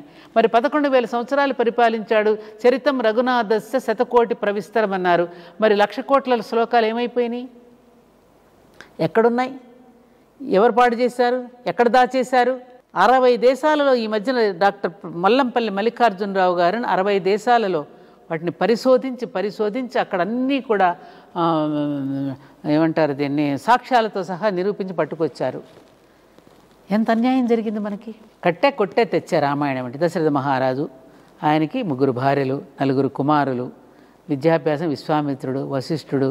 అక్కడికి వెళ్ళాడు, ధనుసును విరిచాడు, సీతను పట్టుకున్నాడు, పెళ్లి చేసుకున్నాడు, మళ్ళీ అడవులకు పంపించాడు, పట్టాభిషేకం. ఇంతే. తర్వాత కథ ఏది? 11,000 సంవత్సరాలు పరిపాలించిన రామరాజ్యం ఇంకేమీ లేవా? ఎలా పరిపాలించాడు? ప్రపంచం మొత్తాన్ని పరిపాలించాడే రాముడు. సార్వభౌముడమ్మ ఆయన, సర్వభూమండలాన్ని పరిపాలించినటువంటి వాడు. ఏదా చరిత్ర? ఎక్కడ కనుమరుగైపోయింది? 1134 వేద శాఖలకి వాళ్ళ 8% మిగిలిపోయిందని అవధానులు గారు మొత్తుకుంటున్నారే. ఏమైపోయినాయి ఆ వేద శాఖలన్నీ? ఎక్కడికి పోయినాయి? ఎవరు చెప్తారు? ఈ జాతికి అందించే వాళ్ళు ఎవరు? అంత అన్యాయం జరిగిందమ్మా మనకి. కాబట్టి ఇవన్నీ కూడా మీరు అడిగినటువంటి ప్రశ్నలన్నింటికీ కూడా చాలా వరకు ప్రక్షిప్తాలు చేరాయి. ఒక్కొక్క కథనే మనకి ప్రతీకాత్మకంగా మన దేహంలో జరిగేటువంటి మార్పులు, మన దేహంలో జరిగే మన కథను వాళ్ళ కథను మన కథగా చెప్పారు మనకి. లలితా సహస్రనామ పారాయణ చేస్తున్న మన కథే అమ్మవారి కథ కనపడుతుంది. మహాభారతంలో వైవిధ్యమైన పాత్రలు చూస్తూ ఉంటారే, ఇది నా పాత్రే కదా, ఇది నా పాత్రే కదా, నేను ఇలాంటి వాడినే కదా, నేను ఇలా అనేవాడిని. మన పాత్రలు మనకు గుర్తు చేస్తుంటాయి. రామాయణంలో చూసినా అంతే, మన పాత్రలు మనకు గుర్తు చేస్తూ ఉంటాయి. అందుకని ఎక్కడైనా తప్పు జరుగుతుంటే మన పాత్రను మళ్ళీ సరిదిద్దుకోవడానికి, సరిచేసుకోవడానికి ఆ పాత్రలన్నీ కూడా మనకు ఉపయోగపడతాయి. ఒక సినిమా చూసినప్పుడు విలన్ను, హీరో ఉంటాడు. విలన్ను చూస్తే ఎలా ఉండకూడదో చెప్తుంది, హీరోను చూస్తే ఎలా ఉండాలో చెప్తుంది. అలాగే రావణాసురుడు, కుంభకర్ణ, విభీషణాదులు ఒక కుటుంబం, రామ లక్ష్మణ భరత శత్రుఘ్నులు ఒక కుటుంబం, వాలి సుగ్రీవాదులు 3 కుటుంబాల మధ్య కథను నడిపించాడు. నువ్వు ఎవరిలా ఉంటావని అడిగితే ఏ సామాన్యుడు అని ఏమని సమాధానం చెప్తాడు? రామచంద్రుడిలా, రామలక్ష్మణులా ఉంటామని అంటారు తప్ప వాలి సుగ్రీవులా ఉంటామని కానీ, రావణ కుంభకర్ణ ఉంటామని ఎవడైనా అంటాడమ్మా? కాబట్టి వీటిల్లో ఇప్పుడు జరుగుతూ ఉన్న చరిత్రలో కూడా మీరు సోషల్ మీడియాలో చూస్తే ఎప్పుడెప్పుడో జరిగిన ఎవరెవరివో కూడా వాటిని క్యారెక్టర్ అసాసినేషన్ చేస్తూ గొప్ప గొప్ప వ్యక్తులను గురించి కూడా ఆ విధంగా ప్రసార మాధ్యమాలు ప్రసారాలు చేస్తున్నారే. ఎంత తప్పమ్మా ఇది! పిల్లలు ఏమవుతారు, ఏమనుకుంటారు వీళ్ళు? జాతికి ఏమందిస్తున్నాం మనం, యువతకి ఏమందిస్తున్నాం? ఎవరిని ప్రేరణగా తీసుకోవాలి వాళ్ళు, ఎవరిని రోల్ మోడల్గా తీసుకోవాలి వాళ్ళు? సారీ అమ్మ, మీరు ఏదో కదిలిస్తే నేను ఏదో ఇటు వెళ్ళిపోతాను. చాలా బాధాకరమే తల్లి. ఎట్లా ఎంతో పరిణతి చెంది పవిత్రతను సంతరించుకున్న వాళ్ళందరినీ ఏ కవిగిని వాళ్ళు క్యారెక్టర్ అసాసినేషన్ చేయడం అనేది చాలా తప్పు కదా. చాలా. పైగా మగవాడు తప్పు చేసేస్తే స్త్రీలనే అంటున్నారు. తప్పు చేసిన మగవాడిని ఏం పట్టించుకోవటంలా, స్త్రీనే అంటున్నారు. మగవాళ్ళని కూడా పాత కాలానికి సంబంధించిన మహానుభావుల్ని ఇష్టం వచ్చినట్టు మాట్లాడుతున్నారమ్మా. వీళ్ళంతా చూసారా కళ్ళతో? మరి వీళ్ళ సంగతి ఏమిటి? ఒకవేళ నువ్వు ఎదుటి వ్యక్తిని చూపిస్తే 3 వేళ్ళు నీ వైపున ఉంటున్నాయే, అంతా చూసినట్టే చెప్పేస్తున్నారన్నీ. దారుణం అమ్మ, ఇది దారుణాలు. ఈ దారుణాలన్నీ అరికట్టాలి అంటే సొల్యూషన్ ఒకటేనమ్మా. ఇప్పుడు విద్యా విధానంలో మార్పు రావాలి. సిలబస్ పూర్తిగా మార్చేయాలి పిల్లలకి. పిల్లల సిలబస్ను మార్చాలి. తర్వాత పెద్దలైనటువంటి వాళ్ళు, విద్యావేత్తలు, మేధావులైనటువంటి వాళ్ళు, సమాజ శ్రేయస్సు కోరుకునే వాళ్ళు మీరు అన్నట్టుగా ఈ ప్రసార మాధ్యమాల్లో వచ్చే వాటిని ఖండిస్తూ వీటికి కూడా ఒక బలమైనటువంటి ఒక చట్టాన్ని తీసుకుని వచ్చి దాన్ని సరిగ్గా ఇంప్లిమెంట్ చేసేయడం విధానం వస్తే కానీ మళ్ళీ దారిన పడదు. ప్రభుత్వాలు దారిన పడాలి అంటే ప్రజలే ఉద్యమించాలి, అప్పుడు దారిన పడతాయి. అమ్మా, నేను మీవి చిన్న చిన్న రీల్స్ చూస్తాను అప్పుడప్పుడు. మీరు ఆడపిల్లలు ఎందుకు జాగ్రత్తగా ఉండాలి అనే విషయంగా చెప్పింది నేను చూశాను ఒకసారి. ప్రకృతిలోనే ఉంది ఆ తేడా, కాబట్టి మనం జాగ్రత్తగా ఉండాలని మీరు చెప్పారు. అలాంటి ప్రాక్టికల్ అడ్వైజులు మీరు ఎన్నో ఇచ్చారు సమాజానికి. ఎంతో మంచి చేస్తున్నారు మాట ద్వారా. నేను చాగంటి వారిని ప్రభుత్వం వారు స్టూడెంట్స్కి మంచి చెప్పడానికని నియమించారు. చాలా సంతోషపడ్డాను. ఇటీవల నేను ఇంకోటి విన్నాను, మన గరికపాటి వారిని కూడా తెలంగాణ ప్రభుత్వం నియమించింది అని. అవునమ్మా, చాలా సంతోషం. మీ బోటి వారిని ఎందుకు వాళ్ళు పరిగణించలేదా అని నేను బాధపడుతున్నానమ్మా. ఎందుకంటే స్త్రీలను ప్రోత్సహిస్తాము అని చెప్పారు కదా, స్త్రీమూర్తుల్లో మీ బోటి వారు ఉన్నప్పుడు ఎందుకు మీ సేవలు వాళ్ళు ఉపయోగించుకోకూడదు? అమ్మా, మనం సేవలు చేయాలి అంటే ప్రభుత్వాల్లోనే పదవులు తీసుకోవాల్సిన అవసరం ఏమాత్రం లేదమ్మా. బయట ఉండి కూడా మనం చేయవచ్చు. మీకు అధికారం లేదు, నాకు అధికారం లేదు, చేయగలిగింది చేస్తున్నాను తల్లి. అదే ఇప్పుడు చూడండి, అన్నమాచార్య కీర్తనలు ఉన్నాయి. నేను పిల్లలందరికీ నేర్పాను, రకరకాల కీర్తనలు నేర్పాను. వాళ్ళందరినీ పాడించాలని ఉంటుంది. ఒక ఇండివిజువల్గా నేను ఇక్కడ పాడించగలుగుతాను, ఒక పరిమిత పరిధిలో పాడించగలుగుతాను. తిరుపతి స్థానంలో పాడించాలంటే నాకు అక్కడ అవకాశం కావాలి. అలాగే మీరు 10 మందికి చెప్పడానికి ఒక అధికారం ఉన్నప్పుడు వచ్చే విస్తృత పరిధి లేనప్పుడు కొంచెం పరిమితం అవుతుంది అని నేను అనుకుంటున్నాను తల్లి. ఎందుకంటే విస్తృత పరిధిలోకి వెళ్ళిన వాళ్ళు చేసే విషయాలు కొన్ని ఉంటాయి. అందరూ మంచి చేయరు, అందరూ చెడ్డ చేయరు. మంచి చేయగలిగిన మీకు శక్తి సామర్థ్యాలు మీకు ఉన్నప్పుడు మీ సేవను ప్రభుత్వం తప్పకుండా గ్రహించాలి అని నేను ఆశిస్తున్నాను. మై లైఫ్ హిజ్ అపాయింట్మెంట్ అమ్మా, హిజ్ అపాయింట్మెంట్. ఆయన అపాయింట్మెంట్ ప్రకారం ఆయన ప్రణాళిక ప్రకారం జరిగిపోతుంది. ఇది హాయిగా ఉంది నాకు. అందులోకి వెళితే కూడా తలనొప్పులు చాలా ఉంటాయమ్మా. మనం అనుకున్న మంచిని మనం ఎవరము చేయనివ్వరు, జరిగేది కాదు. నన్ను చాలామంది పార్టీలోకి రమ్మని అడిగారు. అడిగితే నేను వెళ్ళని కారణం ఏమిటంటే మనం ఉన్నది ముక్కుసూటిగా ఉన్నది ఉన్నట్లు బద్దలు కొట్టి మాట్లాడతాం. అది నచ్చదు వాళ్ళకి. నచ్చనప్పుడు మనం అందులో మింగిలి కాలేము. అలాంటప్పుడు మనం మౌనంగా ఉండి మన పని మనం చేసుకోవడం మంచిది. మీరు ఎప్పుడూ ఇలాగే ఆయురారోగ్యాలతో చల్లగా ఉండి చక్కటి సందేశాన్ని సమాజానికి ఇస్తూ శతాధిక వర్షాలు మీరు ఆరోగ్యంగా జీవించాలని నేను మనస్ఫూర్తిగా కోరుకుంటూ, ఇంత సమయం ఈ ఇంటర్వ్యూ కోసం మీరు కేటాయించినందుకు ప్రత్యేకమైన కృతజ్ఞతలు తెలియజేస్తూ ఐ డ్రీమ్స్ తరఫున కూడా మీకు ధన్యవాదాలు తెలియజేస్తున్నానమ్మా. నన్ను వదిలేస్తే నేను రాత్రల్లా మీతో మాట్లాడగలను, కానీ ఆ ఛానల్ కొన్ని పరిమితులు ఉంటాయి కదా, అందుకని ఇంతటితో విరమిస్తున్నాను తల్లి. సంతోషం అమ్మ. మీతో నేను కూర్చుని మాట్లాడటం ఒక మహాభాగ్యంగా భావిస్తున్నా. ప్రతి సంవత్సరం కూడా మీరు నాద నీరాజనానికి నన్ను ఒకరోజు తప్పకుండా పిలుస్తూ వస్తున్నారు. అది నా భాగ్యం అమ్మ. మీ అభిమానాన్ని చూరగొనడమే నేను చేసుకున్నటువంటి పుణ్యం. ఈరోజు మీతో మాట్లాడే ముందు కొంచెం భయపడ్డా. ఎందుకంటే మీ మాటలే వీణ మీటులు. అమ్మ ఇటువంటి ప్రశ్నలు వేస్తే నేను చెప్పగలనా లేదా అంటూ భయపడుతూ వచ్చాను.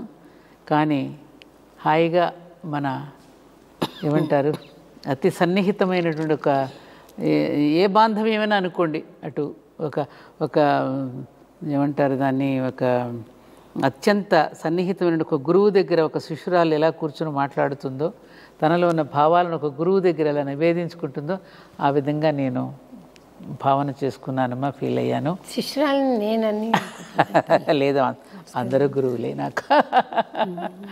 అమ్మా సంతోషం తల్లి. మంచిదమ్మా.